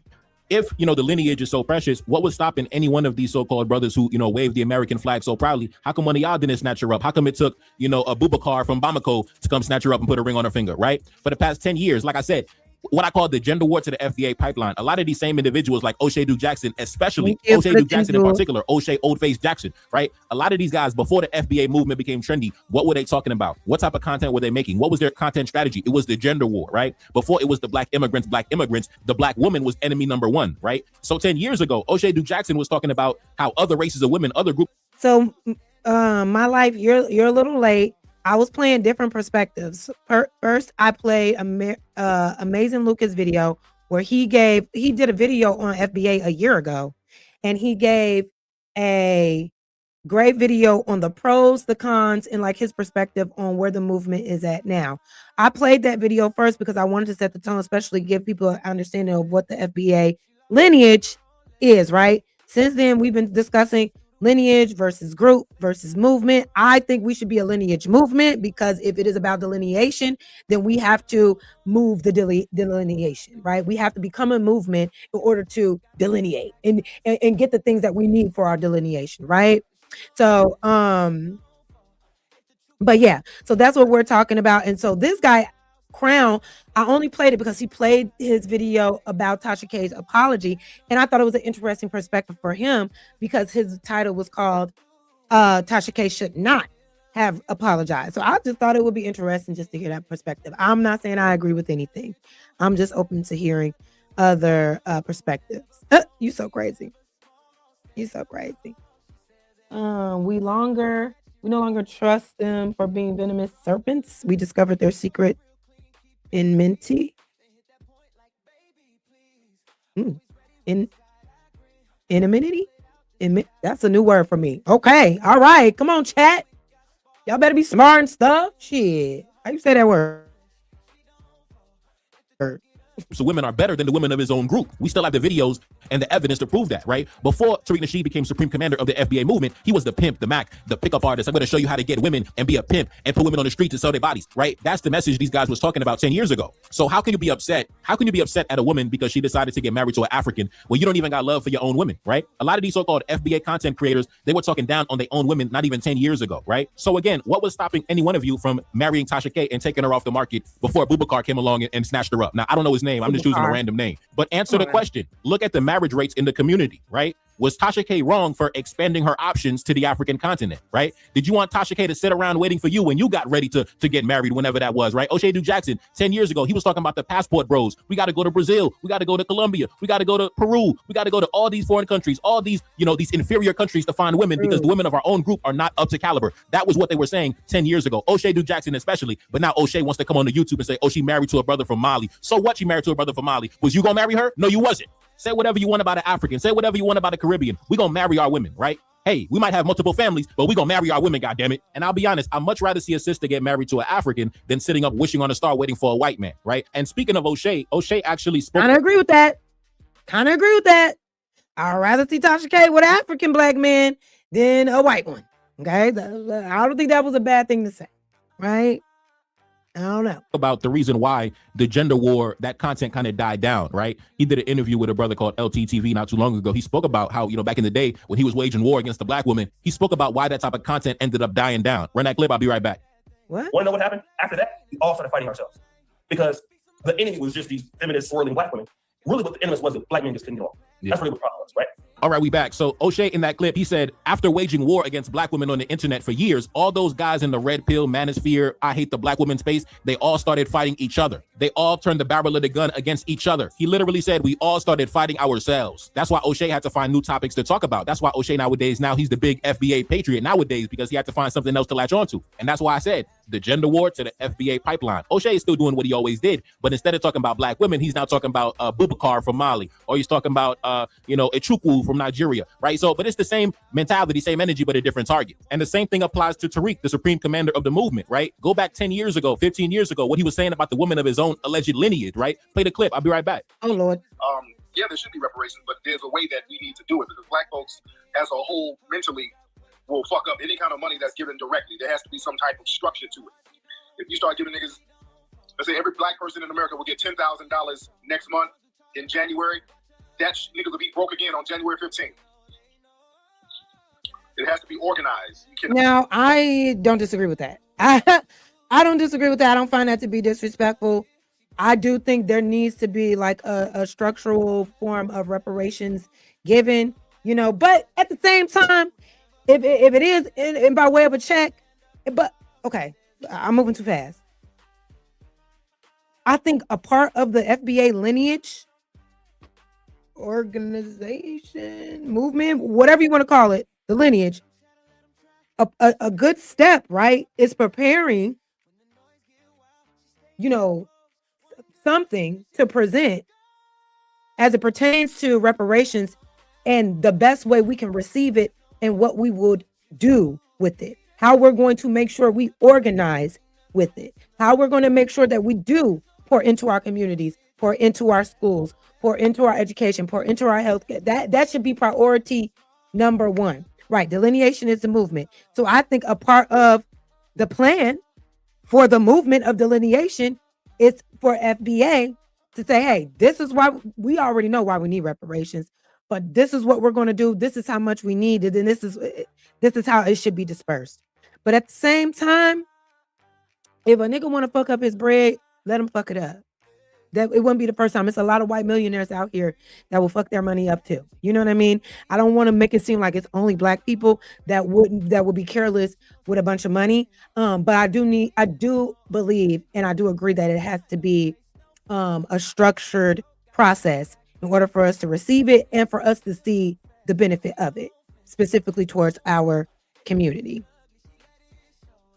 Okay, see now here we got another one. Crown Prince says the FBA is a community of citizens. That's what you're describing is a group.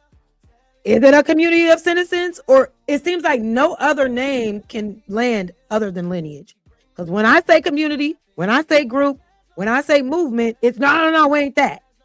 So you're saying it's not a group, but it's a delineation movement specifically of certain individuals. What's wrong with calling it a group of individuals with this lineage? What's wrong with that? This is our group. This is our lineage. This is what the fuck we need. We have a process of delineation, so there's no confusion, right? I particularly don't understand why certain words aren't allowed to be said when we are essentially a group with this specific lineage, right? I don't know. I don't know, but let's keep going. Not give niggas money right now. They'll fuck it right back up. They'll give it right back to everybody else. Going by June, shit, it'll be gone in 15 days. That's what messed that money up. What they need to do, as far as reparations, it should be a designated plot of land or somewhere in Middle America, somewhere where there's good fertile land that should be given, that should be tax free.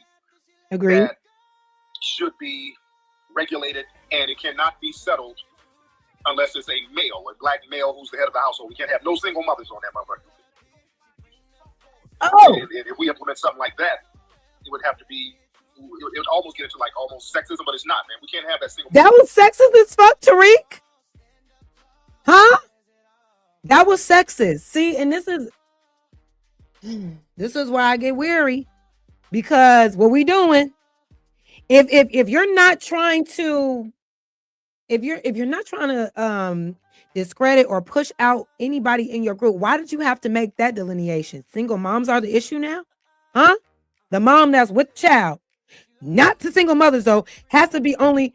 So what happens to the child of the single mother home that doesn't have a father in the home to make that decision?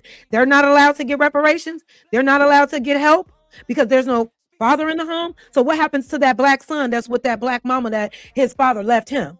They just fall to the wayside. See, this is where shit get weird for me, because what we doing if we not saving everybody that's on the same page? Because we can't save anybody. We can't save those that aren't on the same page. They gotta go. Everybody can't come.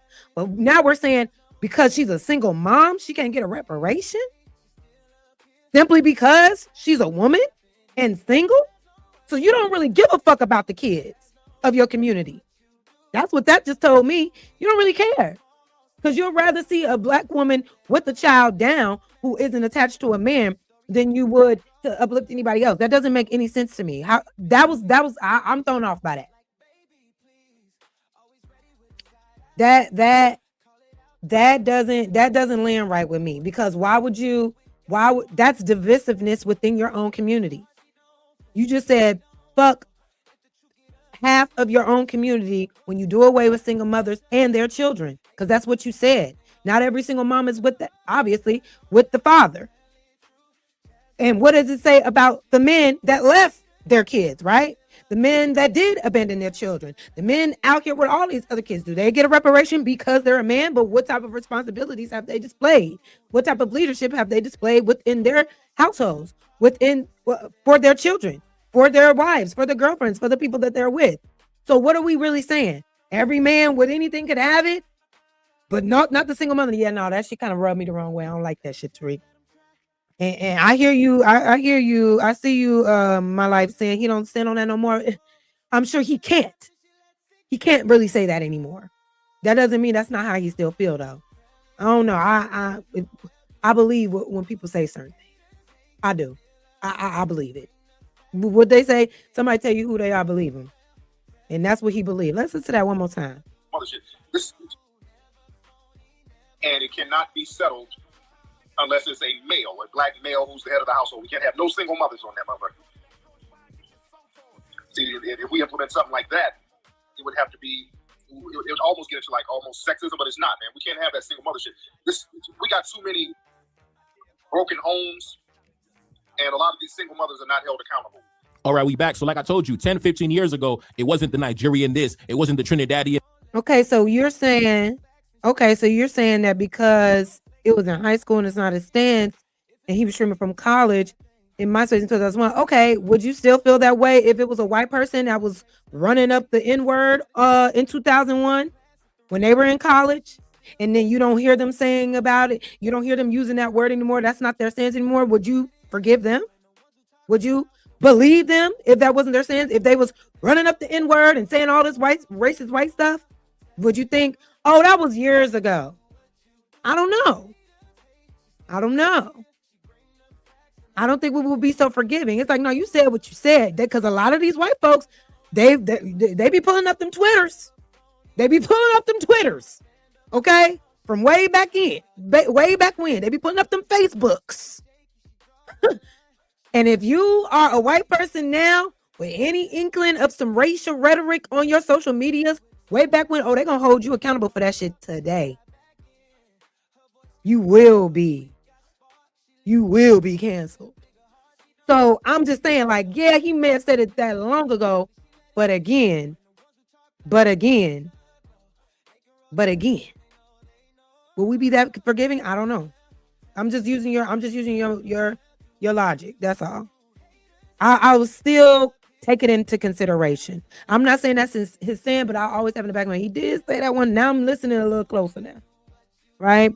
You said our people are too gracious and merciful. They gave us Jesus and been weaponized and ever since. You better say it. You better say it. What? Weaponized using the same Bible that was weaponized against their own people. That was weaponized against FBAs. That was weaponized against descendants of slavery. Taking that same Bible and doing it to each other. I don't know.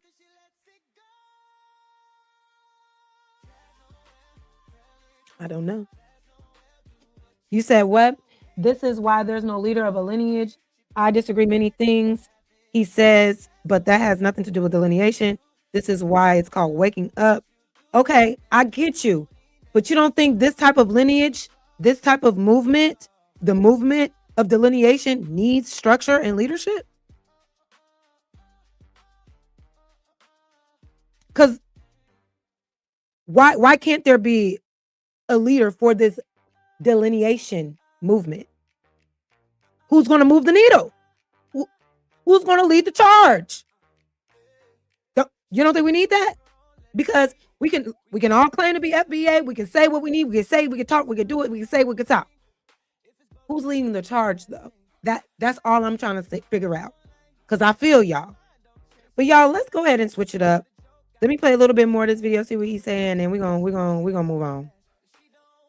gonna move it on. It wasn't the Ethiopian it was the black single mothers in the inner cities. That's the problem, right? The black woman in the community, that's the problem. See, that was the message, that was the drum beat, that was the war drums that were beaten just 10 years ago, right? But now because that message was no longer profitable, it was no longer trendy, it wasn't getting the clicks and views and the traffic and the ad revenue, they had to rebrand themselves for a new audience, right? They had to come and transform themselves as the defenders of the community, right? But they were talking down on the women who gave birth and raised the community. And just like that trend came and went, just like it went and died out, the same thing is going to happen to this trend. Mark my words, in 10 years from now, in 2036, they're not still going to be having, hour-long discussions about random Jamaicans on TikTok. They're not going to be doing that.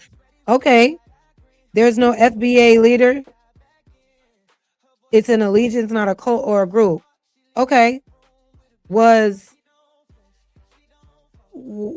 people that followed Malcolm X, were they in a cult? The people that followed Martin Luther King, were they in a cult? The people that followed Marcus Garvey, Fred Hampton, were these all cult leaders? Every movement that has an impact, they were in a sense, I don't know if I agree with that, because a cult leader, okay, Jazz, you're describing a community of individuals don't necessarily have a mission statement. Gathering with okay, so what are we doing? So what is the FBA doing? Why should the world take FBAs seriously? We're a lineage, got it. We're gathering with the likes, okay, got it. How do we move the needle of delineation as a lineage? What happens? Okay, like-minded individuals. Okay, it seems like we are all like-minded here, right? We all have the same ideas. We all know what we need. We need reparations. We need laws passed. We need hate crime bills. We need all of that. We're all like-minded and we believe that. What's the next step? Is it going to take a group of us to say we're not any of us leading, but we all just came together? Is that what it is? We all got to come together and build the bill, right? And march on Washington or whatever it is that we got to do for the betterment of our group, of our lineage. That's all I'm asking. That's all I'm asking. Right. Now gather your squad. Now look, if I gathered a squad, wouldn't that make me a leader? Wouldn't that make me leading the charge? I'm the one that's going to be on the soapbox like, hey, everybody come here. This is what we got to do. And if I'm talking right, they're going to then what? Follow me. because I'm the one that's leading the charge. Thank you. I'm the one that's leading the charge. I'm the one that's saying, this is what we got to do, and this is how we're going to do it, because ain't nobody else talking about it. So if I gather people together and they follow me, that literally makes me a leader. And I don't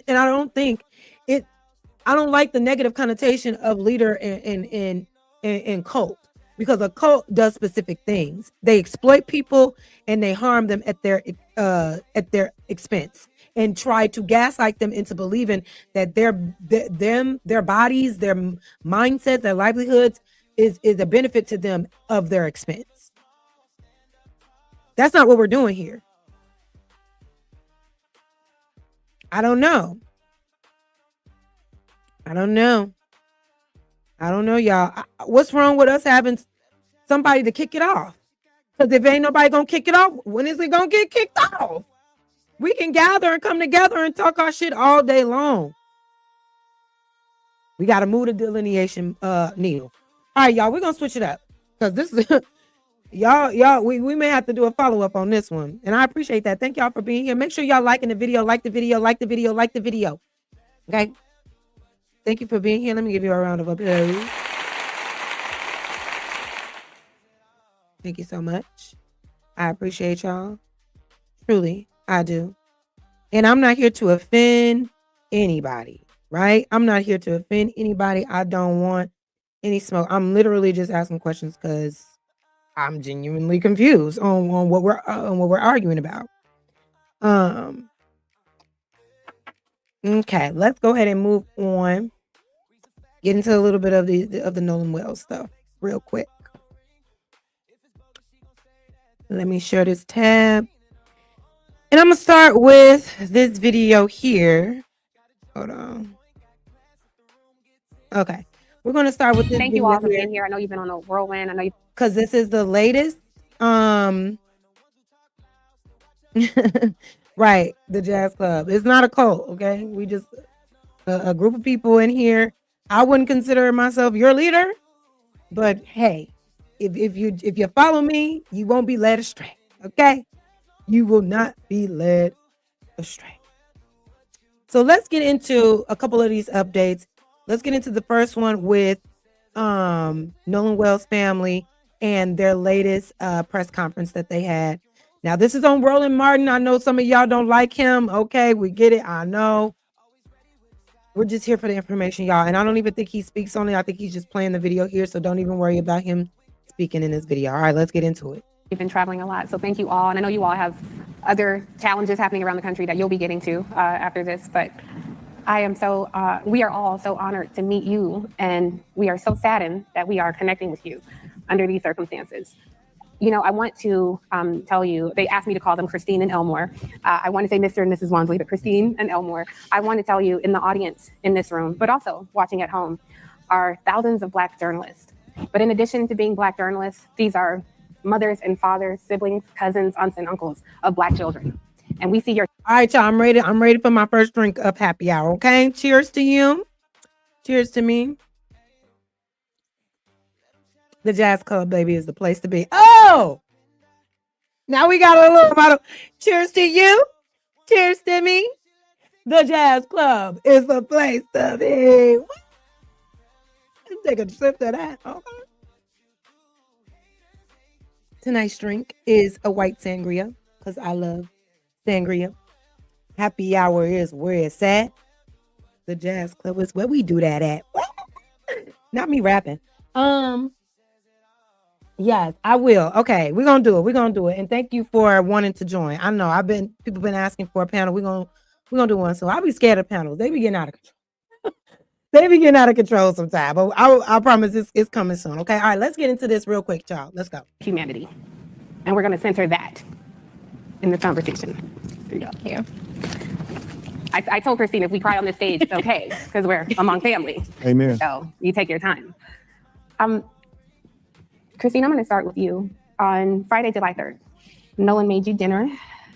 And so as you're telling us about the last time you saw your baby boy, I want you to talk to us about who Nolan was and tell us about that day. So Nolan is and was an incredible, just incredible soul. He was the person who, no matter where you were in life, what was going on, he was going to be your biggest cheerleader. And I can attest to that because after COVID, my sister was like, oh, you should do social media. And I'm like, oh, I don't want to do social media. I like to just watch others. And then Nolan was like, no, Mom, you should do it. I'll help you with the videos. I got you. And, just anytime I was like, oh, I just really don't want to do this anymore.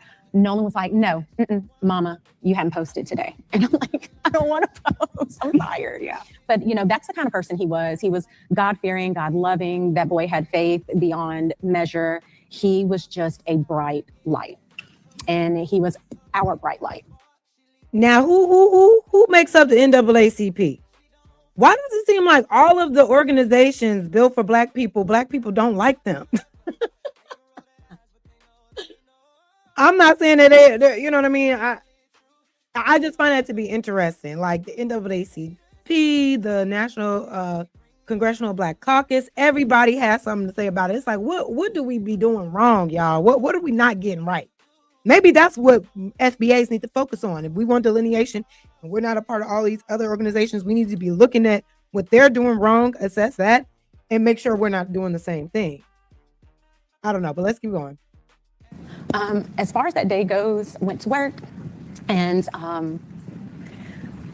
he was making salmon. So he was FaceTiming me as I'm trying to see patients kind of in between, of course, not answering the phone in the room. And he's like, hey, Mama, how does this look? Is this enough season? Like, what am I supposed to do with this? And I was like, okay. I was like, you don't have to do that. And he's like, no, I'm going to take care of it. I was like, okay, sure. And so he finishes cooking, get home. He's like, yeah, what you know about this? And he was, guys, when I tell you, he loved to joke. Like, he was just one of those people. He wanted everyone around him to smile, be happy, feel comfortable and accepted. And that is the kind of person God made him. Us as parents, we definitely had that influence, but Nolan was just naturally a peacemaker. Yeah. And so yeah, after that, it was, ate, and then he got ready to go. He did his normal, hugged us up. I love you, Mom. I was like, be safe. I'm gonna speed it up, y'all. I'm gonna speed it up. I didn't find a chopped one up of the specific things she said about the friends and the DA, but we're gonna get there, okay? Let's keep going. Knowing this was going to be his last weekend before going back to school because football was starting, the summer training was starting, and this was his second year at Southwest. And so we knew this was going to be a big year for him. Dad and him had been training and doing all these things and really just telling you, okay, hey, he stayed the night at my house, which Wyatt, one of his friends, he had stayed at our house. So I always say there's a difference in meeting someone. He drives his car, and he told us kind of a general, like, hey, we're going to go to the island. Like, we knew that, staying at Jack's house. And Jack's was a friend I think we've met in passing before. And that's the thing, I always say there's a difference in meeting someone, knowing of someone, and then knowing someone. Knowing implies that we've sat down, we've had discussions about your hopes, your dreams, knowing you, okay, hey, he stayed the night at my house, which Wyatt, one of his friends, he had stayed at our house a couple of times. And then Jack's, again, that was one I just maybe saw in passing a few times. There was only a handful of young men that we actually knew, like, he grew up with. And when I say grew up, I'm saying from like first grade, they've known each other all through high school now that they're graduated. And that would be like Jalen and Javon, LeBaron. Those are kids that— I see you in the chat, and you're so right. And it excuse me, it is hard, right? It is hard to teach us, right? And we got to keep punching at the problem. But it's like, we punching. Are we getting to a point of being a dead horse? Don't answer that right now. We'll talk about it later. We knew. So it's been hard seeing all this kind of play out. Yeah. And, these are people that he considered friends. Yes. Dad, I want to ask you, because it was Warren Hudson, one of the people that he traveled with, who called to alert you all that Nolan was missing. Yes. So we know at 5:44, the boat returns, Nolan is not there. So the mom is basically very politely calling out the friends, like, we said we didn't know you like that because you were just probably a friend in passing, right? You weren't considered one of his best friends because y'all kicked it in class before. We consider the best friends who we claim are the best friends because those are the boys that we actually knew.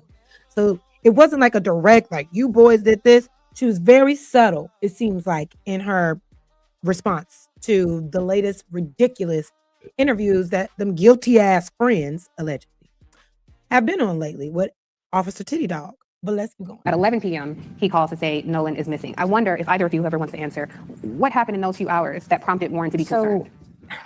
I'm not quite sure what would prompt him to be concerned, but all I can say is what I did that day. So me and my sister, we made an order of pancit, which is a Filipino noodle dish for one of our friends. They were having a big family get together, and we really didn't have anything planned for the 4th. So me and my sister are, cleaning up, and this is about 8. And she's like, hey, Nolan hasn't texted us. And that was the thing. Nolan was really big with communication with us, right? And so I call him, doesn't answer. I end the call. Call back, and this is probably, I think, maybe around 8. Don't quote me on the times, guys. So then I call again later around 8, still no answer. And then I want to say I called one more time, and I think that was at like 10:48. So I'm in the kitchen, my phone rings. Now this is probably like early 11 o'clock, somewhere around there. Phone rings. When I make it back to the phone, and I'm like, whose number is this?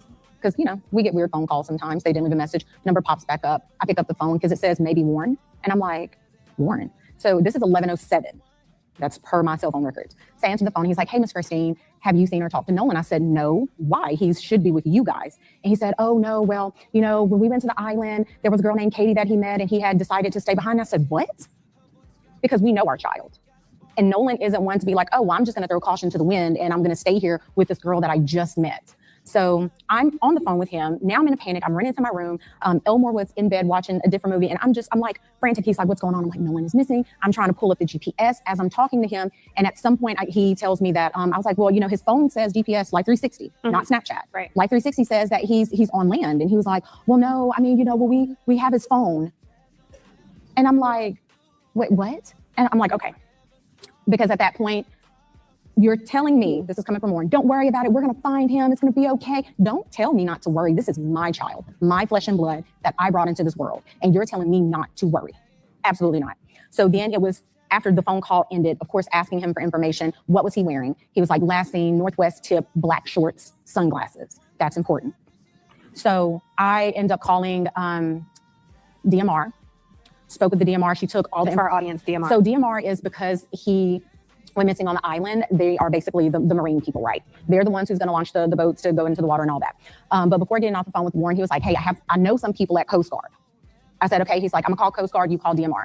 Get on the phone with DMR. I give the young lady the information, and she tells me, hey, I got this. Let me call you back. Because she was like, I'm not sure if this is going to be in our jurisdiction, essentially. So then she calls back and she tells me, okay, yeah, we spoke with Coast Guard. So Warren made the call first to her, then proceeds to send her on a wild goose chase.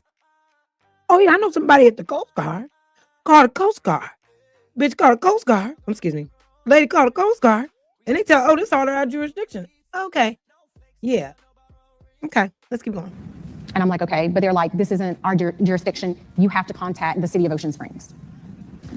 I said, okay, hang up the phone, call an Ocean Springs Police Department. They say, hey, you have to physically come down and give a report. I said, okay. So on our way, because we don't live that far from the police station, on our way there, I was like, well, let me stop by the hospital, because there's a hospital that's maybe 5 minutes up the road from our house. Stop by there. I'm like, hey, have you guys seen this kid? Has he been brought in? The lady's like, no, ma'am. We hadn't. I said, okay, thank you. Run out. We go to the police department, get to the police station. And the officer basically says, again, this is out of our jurisdiction. And at that point, I'm like, my God, who am I supposed to talk to? Who is supposed to help me with this? So then he said, it's going to be, you would have to call DMR. I was like, we've already called DMR. DMR said it's not in their jurisdiction. So we end up, I think at some point I had called Jackson County Sheriff's Office. Yeah. So she calls back and she's like, hey, are you there? I said, yes, we're here. But he's telling us the same thing you guys told us, which is no, we can't take it. She gets on the phone with the police officer. Now this is Jackson County Sheriff's Department speaking with the Ocean Springs Police Department. Ocean Springs Police Department is saying, this is why we can't take this information. She says, okay. This is a good question, Quan. I don't know. What is anybody doing with this case? Baby, it's going to be September.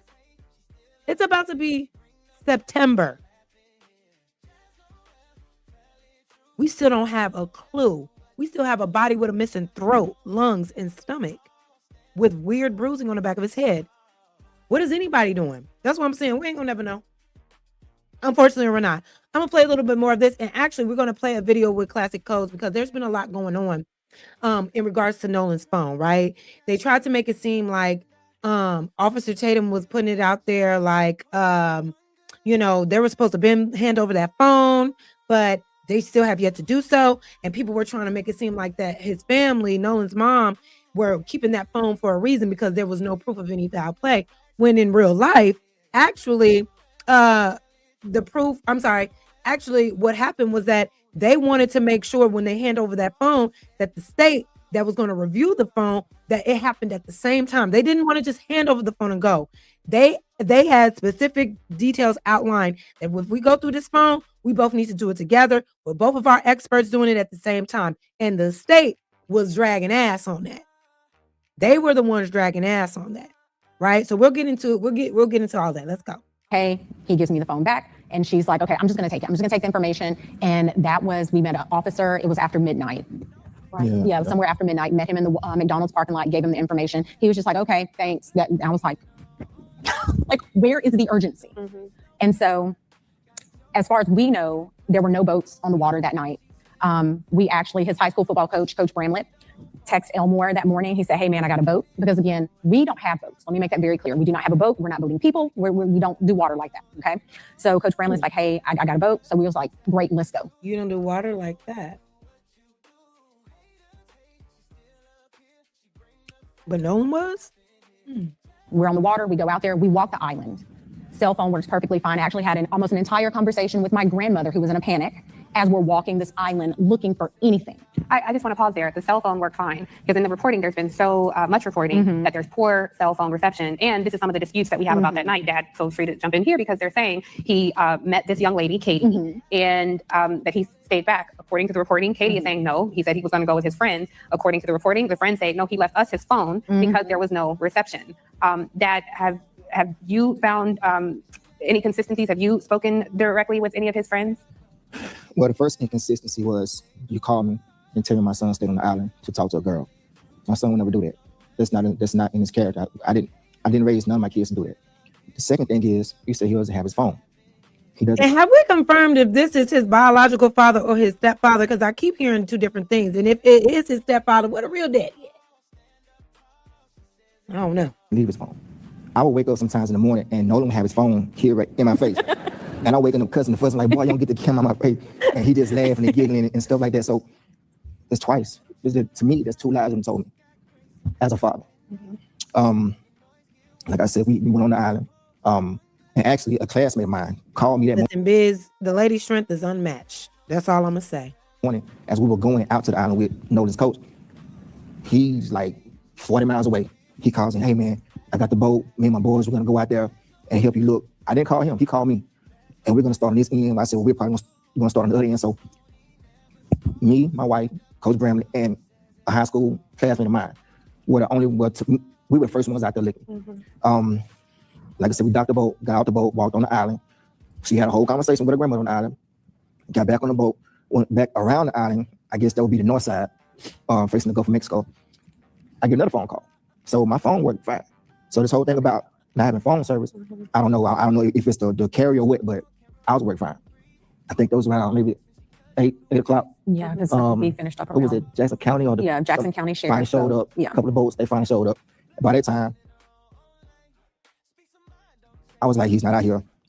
I was more focused that he was at someone's house. That was so. That's where my hopes and feelings were. So we left. The county stayed out there. My friend, he stayed out there because he called. He's like, well, we're gonna stay out here a little bit longer. I said, okay, I appreciate it. So we leave. Then I would say maybe a couple hours later, my friend calls me back and he said, well, we're gonna give it and go, but he said, look, I can gas the boat back up, and if you want to go back out there, we can go back out there. I said, I don't want to go back out to the island. I have a feeling that he's not there, and I don't want to go back to the island. So he said, he said, well, if you do, we can go right now. I said, don't worry about it. I appreciate you coming out there. But he said at that time, that helicopters were out there, more Coast Guard, more people out there. So we get back on there, and as far as the keys, was that night? Or was it that was that night? That was the night to call. Okay, let me back up. As far as getting the car back, after we gave our report to Jackson County, the sheriff department that night,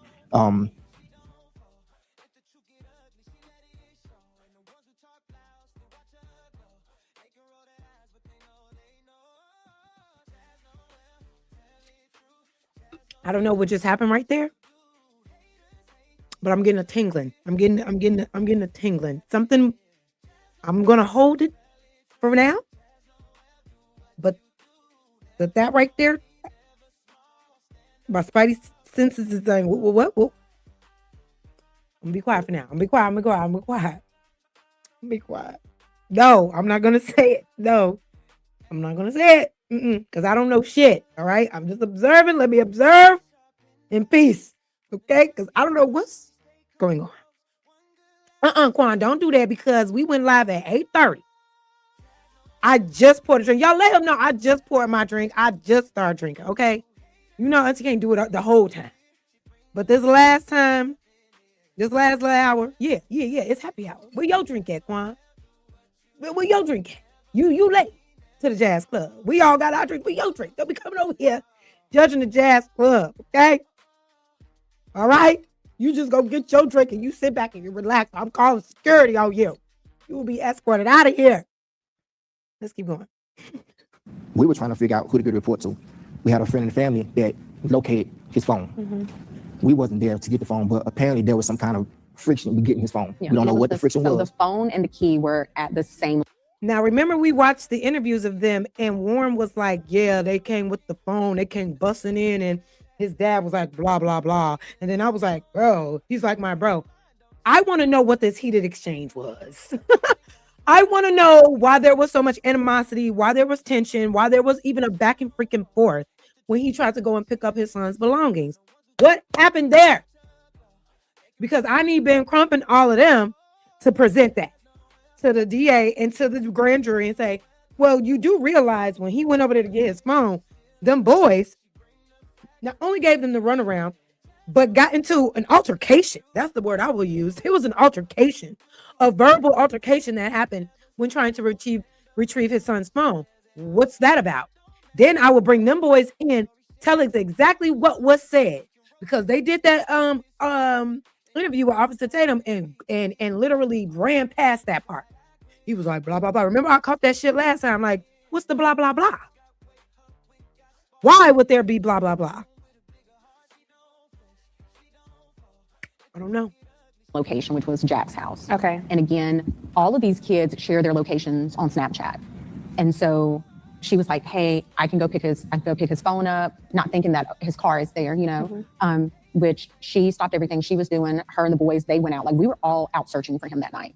And yeah, like Omar was saying, there was an issue, some type of friction. The cops ended up coming and they left. And so then kind of the same thing when we came to pick up the key, Elmore went up there asking for the key, didn't know where the key was. And all of a sudden we know where the key is. But see, this is another thing that bothered me. So when we got to the house, you know, it was some of his other friends were there, you know, and they were, you know, beating on the door, like, we're Nolan, you know, beating on the door trying to get in the house. So I walk up to the door and I'm calming them down. Because for one, okay, you're loud. Two, you're in these people's house. So if you take these people's house up, that's gonna be a whole nother issue. I don't want y'all bothering it. And three, I need you guys to calm down. I need them to kind of trust me as being an adult so I can get something out of it. So I get them out the house, and then Jax finally comes down the stairs, I guess in the room. Harold messed up like he just woke up, whatever. Okay, so father did what a father would do. He came over there with his homies and said, what on the phone at? Came over there and stepped on that ass. Where's our boy's phone at? Okay, I see what's going on. I said, look, I'm Nolan's father. His car's outside. I need to get his car and all his personal effects that may be left over here. And he goes, oh man, Nolan was like my brother. I said, Nolan's like my brother. I said, well, if Nolan was like your brother, would you please go and get everything of his so I can get his car, I can go home. She walks off. You guys, why are you fighting in the chat? No. What's going on? Crown Prince in my life. What is going on? No.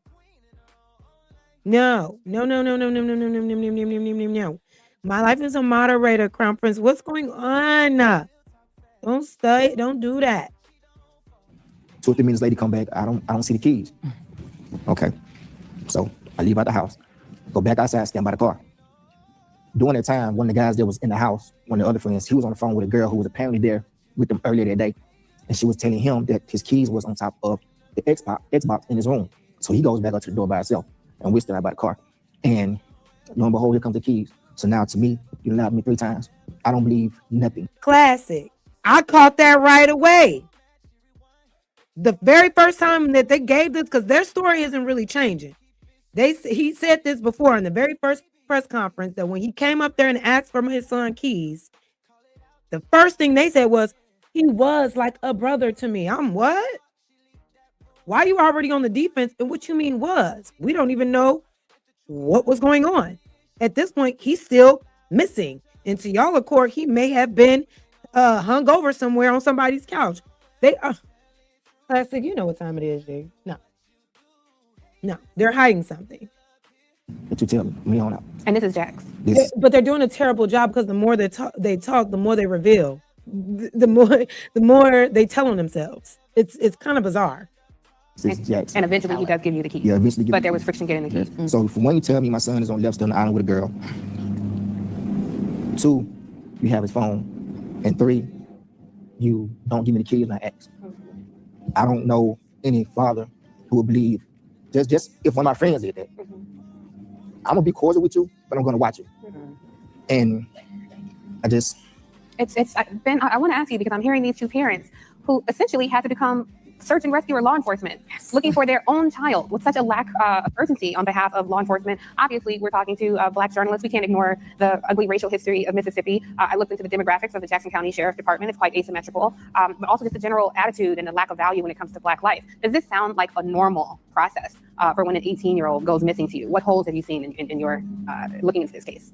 Tiffany, that was the question that Christine and Elmore had when they first called us. They wanted the truth of what happened to their 18-year-old son, Nolan Wells. And they had concerns whether they were going to get a fair and impartial investigation. And from that day to this one, it has been the same objective, to have truth, transparency, and find out what happened to Nolan. They said, we want a thorough investigation, because when they found Nolan, they expressed to me that the sheriff had already said no foul play. And they were like, no, my son, he knows how to swim. Our son is a college athlete. Our son is in great shape. We don't believe. Now, see here,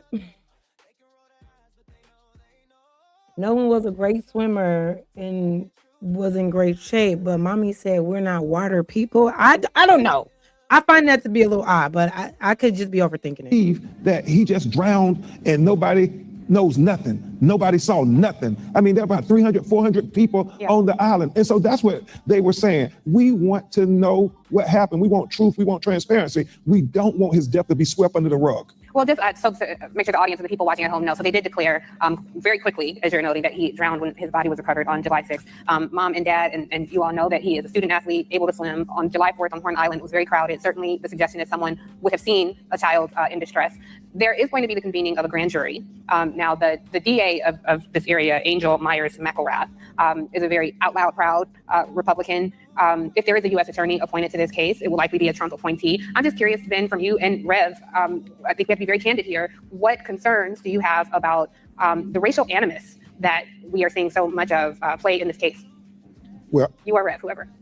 All I'll say, and then defer to Rev, you want to believe that this is a child, that everybody's going to do their level best to find out what happened, so these brokenhearted parents will know what happened to their child. In time, we've seen Christine and the family be attacked just for asking questions. What happened to my child? Trying to say. You're right, Ben Crump. This family has been attacked. And so far, 3 arrests have been made for that judge, that white judge. Why we ain't arrest the ladies or the people that's doing death threats and bomb threats and threats on Christine's life, allegedly. You know what I mean? What's going on? So I want to switch gears here. Y'all can go and finish that if you want. They're kind of repeating what we already know. I'm gonna go and see what the mama's saying at this mark. Started that opened the investigation for the professional misconduct. There was no evidence presented for that claim, and my office verified that these were incorrect. And then it went so much as to someone contacted the Board of Nursing, and then that opened the investigation for the professional misconduct. There was no evidence presented for that claim, and the investigator I spoke with, he said, we have to do our due diligence. I said, I understand it, I respect it. He's like, I'm sorry it's coming at this time. I was like, no, I get it, do what you have to do, because I know who I am. I know what kind of care I give to my patients. I know the relationship that we have. And I'm grateful that my patients, a lot of them are still trusting and loving in the care that they know they're going to get with me. And so these attacks are not going to, it's not going to break me. I have to find out. We have to find out what happened to Nolan. That is the only question we've ever asked. We've never blamed anyone. We've never tried to smear anyone. I know I heard something about the picture. That picture was sent to me because this is a picture of him on the boat with people. Yes. And what it was is they were like, the person was like, Miss Christine, the information is incorrect. This is what he was wearing. Because initially he was in black shorts, which again, that is the information I received from Warren verbally and via text. When she sent me that picture, I was like, oh, completely different color. These are like a blue-gray short. So we have to correct that. But I'm grateful. We are grateful to. So a lot of discrepancies there. I had no idea that they told her that he was in black shorts. That was a lie. It's always been blue shorts for Nolan. Now, I was trying to find a clip of the lady, Christine's friend, who went and picked up the phone. She did have a lot to say. About the situation with the phone. Can't find it right now. We got to keep it moving. I want to play Classic's video real quick. And then I got one more for y'all. And then we'll get out of here. Let me play this video, though, real quick. Hold on. Let me see. Is that what I want to do? Hold on. I think I went down too far. Y'all make sure y'all like the video, please. It's like a little gnat in here running around. It's getting on my damn nerves. Okay, this is what I want. Okay. So this is by Classic, y'all. Y'all know he was just here. Shout out to him. Now, his video says, Nolan Wells cell phone parents withholding evidence claim debunked. Let's get into what's been debunked. Sealed and concealed. And so what Ben Crump is doing, like a high-paid attorney should do, is ensure that you won't conceal or seal the information and the details of what's in that phone or what was removed from that phone this time. Classic. We already have to scrape, scratch, and claw to try to acquire Nolan's throat structures. We will not have to put ourselves in a position to scrape, scratch, and claw for the details of the forensic investigation on the phone. Same time, man, same time, I don't know you, same time. Facts. There is no reason to exhibit trust because distrust has already been initiated. Let's move. To not detecting any social media activity in his phone within 24 hours after he went missing. Hey, thank you for being here. Friends. Because of this, Wells' family and their attorney, Benjamin Crump, would agree to do a joint investigation of the phone with the DA. Now, according to a new email sent out by another one of Wells' family representatives in the Kilrath, they would end up calling out the latest move by the DA in an unreleased email they would receive that demanded they turn over the phone within a 48-hour period while they were not in Mississippi, which looks to go against what was originally agreed upon. In the email sent by newly... They sent the email asking for them to surrender the phone within a 48-hour period while they were completely out of town. That request also goes against the original agreed upon agreement on August 13th of 2026, which is that they would go through the phone in a joint forensic investigation. It is not Christine or Benjamin Crump, or it wasn't Benjamin Crump, it wasn't Christine, it wasn't Elmore who have changed the arrangements of how this phone is to be investigated. It is here in writing that there was an agreement to do a group or a joint collaborative simultaneous investigation of the phone involving Mississippi, involving the independent investigators of Benjamin Crump, and potentially the Federal Bureau of Investigation. That was the original agreement as of August 13th of 2026. Now, somewhere along the lines, we get to a place where, what does it say? Thank you for the correspondence date of August 12th as Mississippi Counsel for Nolan Wells family AR law served as the primary joint contact with the attorney. We agree that the examination of Nolan's phone was discussed. Okay, July 15th, correction. July 15th is when the original agreement was made. August 13th is when this was discussed, that the original agreement is now being, the goalpost is being moved on the original agreement. So July 15th, correction chat, follow me. July 15th, according to this letter, the meeting that our team undertook to follow up concerning that process. During that discussion, however, we agreed to a jointly coordinated forensic examination of the phone that would include the use of the digital forensics labs at Mississippi Gulf Coast Community College, as well as possible FBI involvement. Subsequent correspondence with your office reflected our continued willingness to proceed through a mutually agreeable procedure. Additionally, Mr. Hertz contacted you on July 25th while traveling abroad and indicated that he would reconnect upon his return. According to our prior correspondence. Listen to me. July 15th, they had a meeting. They had an agreed upon situation to go ahead and go through the phone collaboratively and simultaneously. Now here we are, and the goalpost is moving, and they would like for the phone to just simply be handed over. Well, since us content creators aren't covering any ground, since the independent investigation team is not applying real pressure, why are they trying to move the goalpost? Why now do you want the phone simply just handed over when before a mutual and simultaneous investigation was perfectly okay? Well, I'll give you guys the answer. A lot of shit then came out since July 15th, and the circumstances have changed, and they are reeling, right? That's what the problem is. A whole bunch of shit then came out. The circumstances have changed. The pressure, the perception, and the evidence has all gotten worse in regards to the boys not being involved with how Nolan Xavier Wells ended up deceased. Exactly. And so because this looks different, feels different, and is different from July 15th till now, we'd rather look at that phone by ourselves. says Mississippi. And all Benjamin Crump is saying is that shit dead. That shit dead. Looking at the phone by yourself, me handing the phone over to you and trusting that you're going to do the right thing, that shit dead. Over there. But we're still here to go through it together. And I'm talking about we're overly willing to do so, as per the original agreement. Let's continue. When Attorney Ahmad R. Smith, it will go on to read, Dear District Attorney McKeel Rath, thank you for your correspondence dated August 12, 2026. As Mississippi counsel for the Nolan Wells family, A.R. Smith Law will serve as the primary point of contact for the legal team so communications with your office can be coordinated efficiently.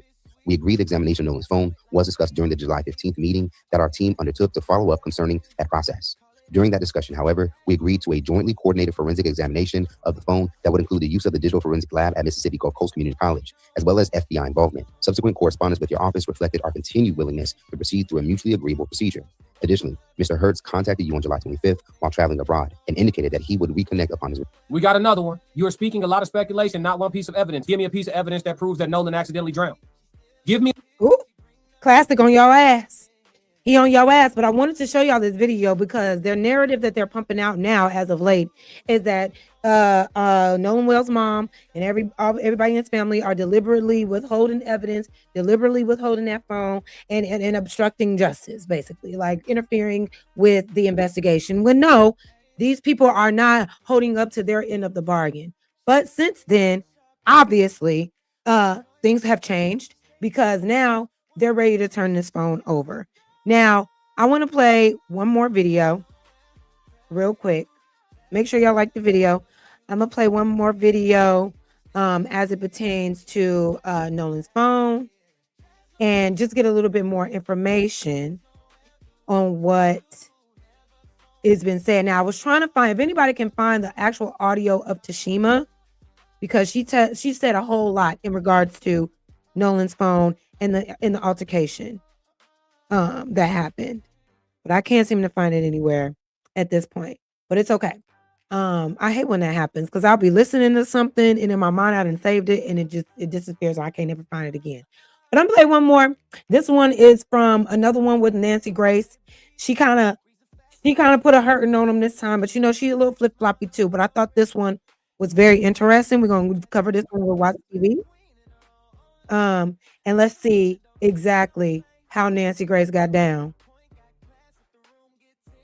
on Officer Tatum in this last interview.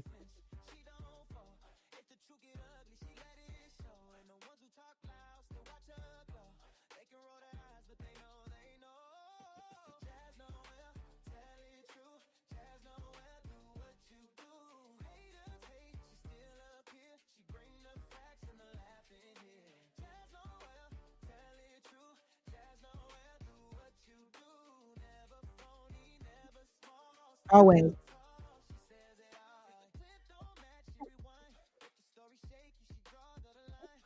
Oh, I'm sorry, y'all. I'm sharing the wrong tab. Okay, here we go. A big jar full of water and silt. And I had it sitting big on my counsel table, day one, right beside my Bible. And in closing arguments, the first thing I would do when I started closing arguments, I'd take that jar and shake it. And it would get very murky. You couldn't see anything. And I'd sit it down on my counsel table and argument would commence.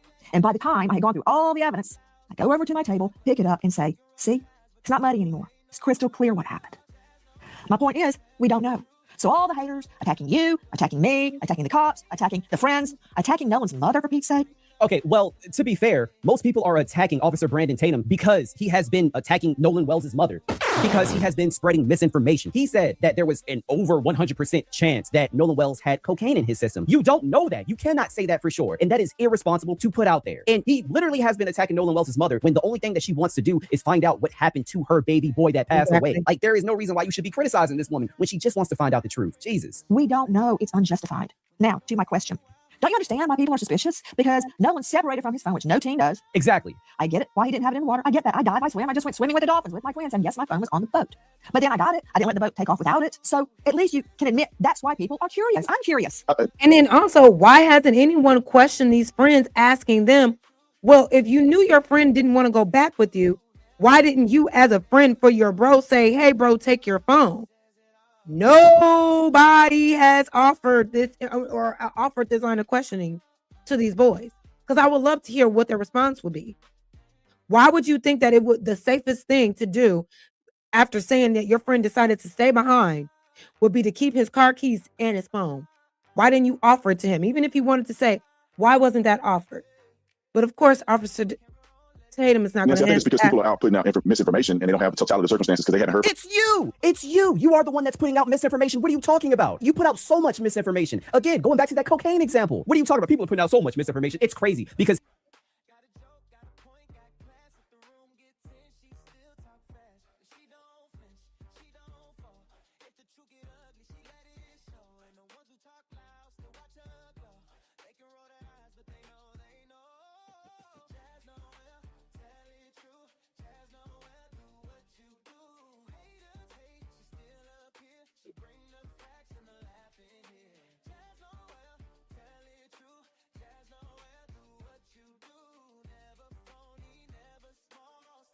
Oh.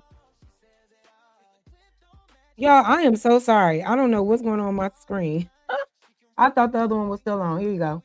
Sorry. She isn't, and she doesn't have to. She can easily just cooperate with the police and work things out with them, and that's it. That's totally. Did y'all hear any of that? Nolan's mother is not saying unequivocally that things were deleted. She was surprised that things were not present. Therefore, she insinuated that things may have been deleted. But she did not really say that the phone was deleted. And okay, sure. But are you totally ruling out that possibility that some things could have been deleted out of his phone? Why would you rule out that possibility? You don't know that for sure. The fact that they did not communicate with both sides, meaning that I wish that the Nolan Wells family would communicate with these boys instead of me, would have talked to their lawyers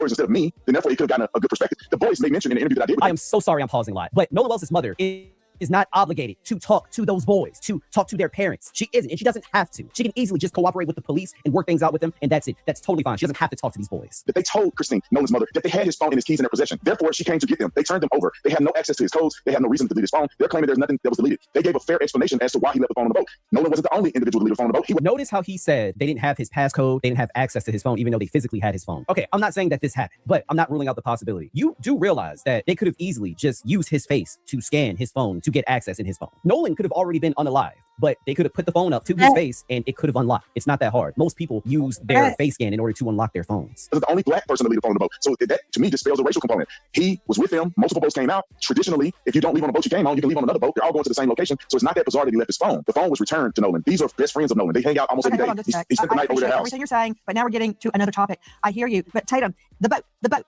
Has the boat been searched by cadaver dogs and scent dogs? The boat, from my understanding, has not been searched, and the cadaver dogs were made available for Benjamin Crump to utilize them to do a search on the boat. They refused. No. Crump is not supposed to use the dogs. It's there is no reason to search everything on Crump. Listen, Nancy, there's no reason if there's not any evidence of a murder, there's no reason for them to use a cadaver dog. That's how this works.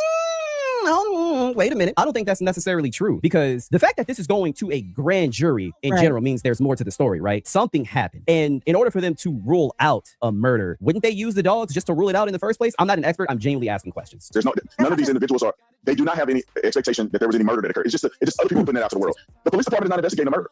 These boys are not. And other people that's putting that out into the world, it shouldn't matter so much because the parents didn't do this. So why are you going so hard? Like, you really are the spokesperson for these boys that haven't even been accused of anything.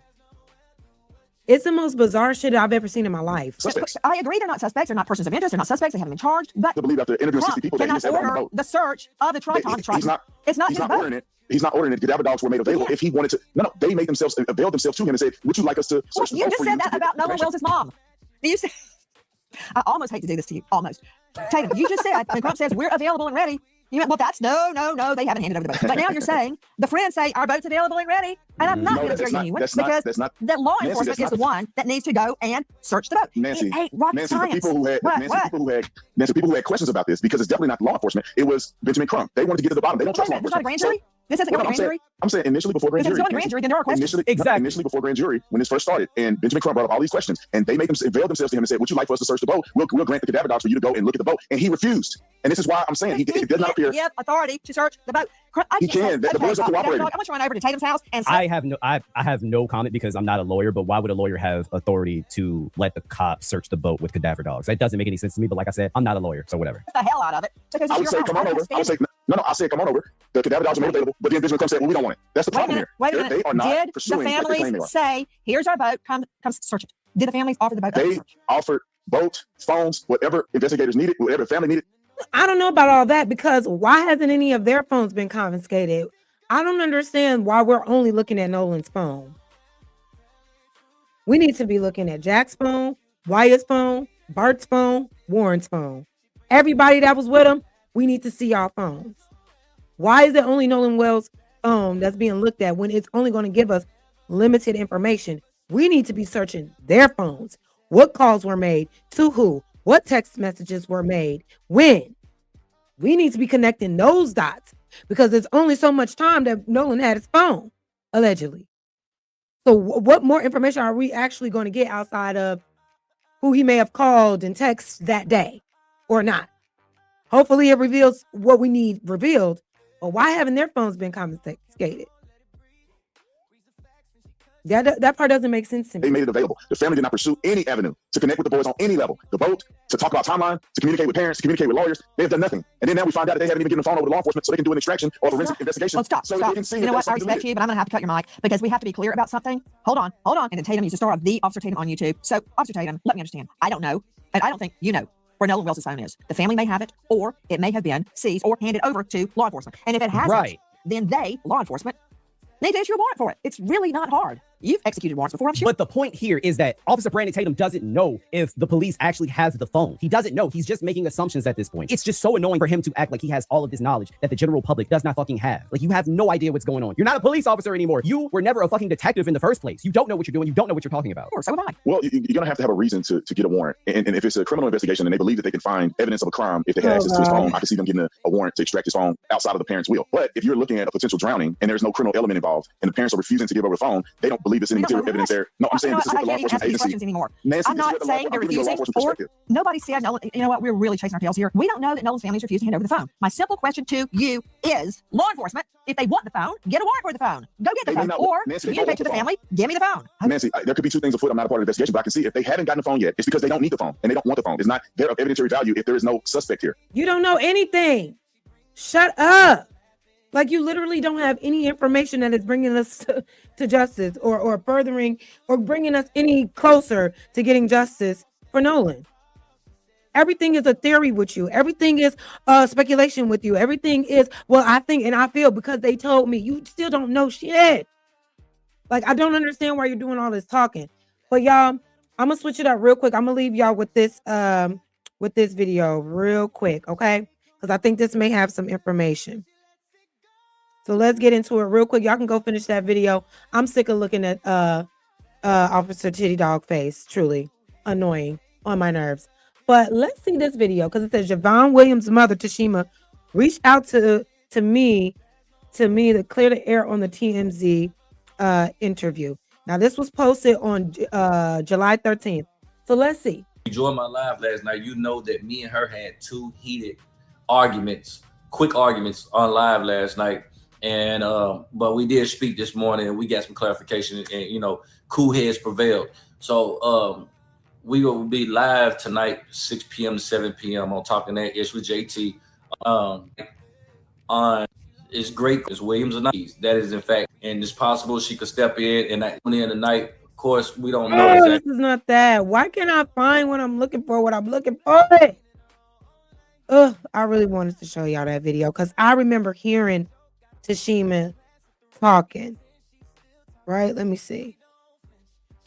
In a video from a reliable source that the 19th Circuit didn't get too excited yet because I did go searching. Everybody is searching for Nolan Wells except for the people involved, it seems like. But y'all, apparently she came out and said a whole bunch in regards to what happened to the exchange with getting that damn phone, and it wasn't good. I'm gonna try to find it and maybe upload a pre-recorded video. But y'all, that's all I got for y'all tonight. I want to thank y'all for being here. Let me give you a round of applause, please, real quick before we get out of here. I hope y'all enjoyed the show. It's been a good night. Happy hour to you all. I don't know. I guess I just remember hearing Tashima and she was talking about everything that was going on. You know what I mean? He was talking about everything that was going on. So I don't know. We'll find it later. It's okay. No worries. Again, more stuff is coming about this case. We're going to be going into next year still figuring out what happened to Nolan Wells is what it's looking like. Oh, the most recent update as of today, NAACP has gotten involved with this case. So we'll just have to wait and see what all that they will be able to do to see if we'll get more answers. And hopefully we bring justice for Nolan Wells. No, it's not. It's my sangria. But I appreciate y'all. Thank you for joining the Jazz Club tonight. Yay! Yeah, shake your shimmies. Cheers to you. Cheers to me. The Jazz Club is where you're supposed to be. Amen. I thank y'all for coming through. Make sure you hit the like button. Hit the like button. Hit the share button. When the video is done, drop your thoughts in the comments. Send me any information that you have that I may be missing. And also hype the video. Can we do that? Can I get a hype? One good time. I really appreciate y'all. Until next time, you guys, you did survive. I am so proud of you, Biz. You were able to stick it through. You were able to stick it through tonight. Okay. I appreciate all y'all. As always, we're gonna dance up out of here. What? Jazz Club, let's go. Reads the facts and she cuts through the weeds. No fake smile, no borrow ring. If it's bogus, she gon' say that thing. Black queen in her own lane. Speaks her mind, don't chase no fame. Got a joke, got a point, got class. If the room get tense, she still talk fast. She don't flinch, she don't fall. If the truth get ugly, she let it show. And the ones who talk loud still watch her glow. I appreciate y'all. Love y'all so much. Until next time, thank you, Quan, for the trophy cake. Appreciate you. Bye, y'all. Peace.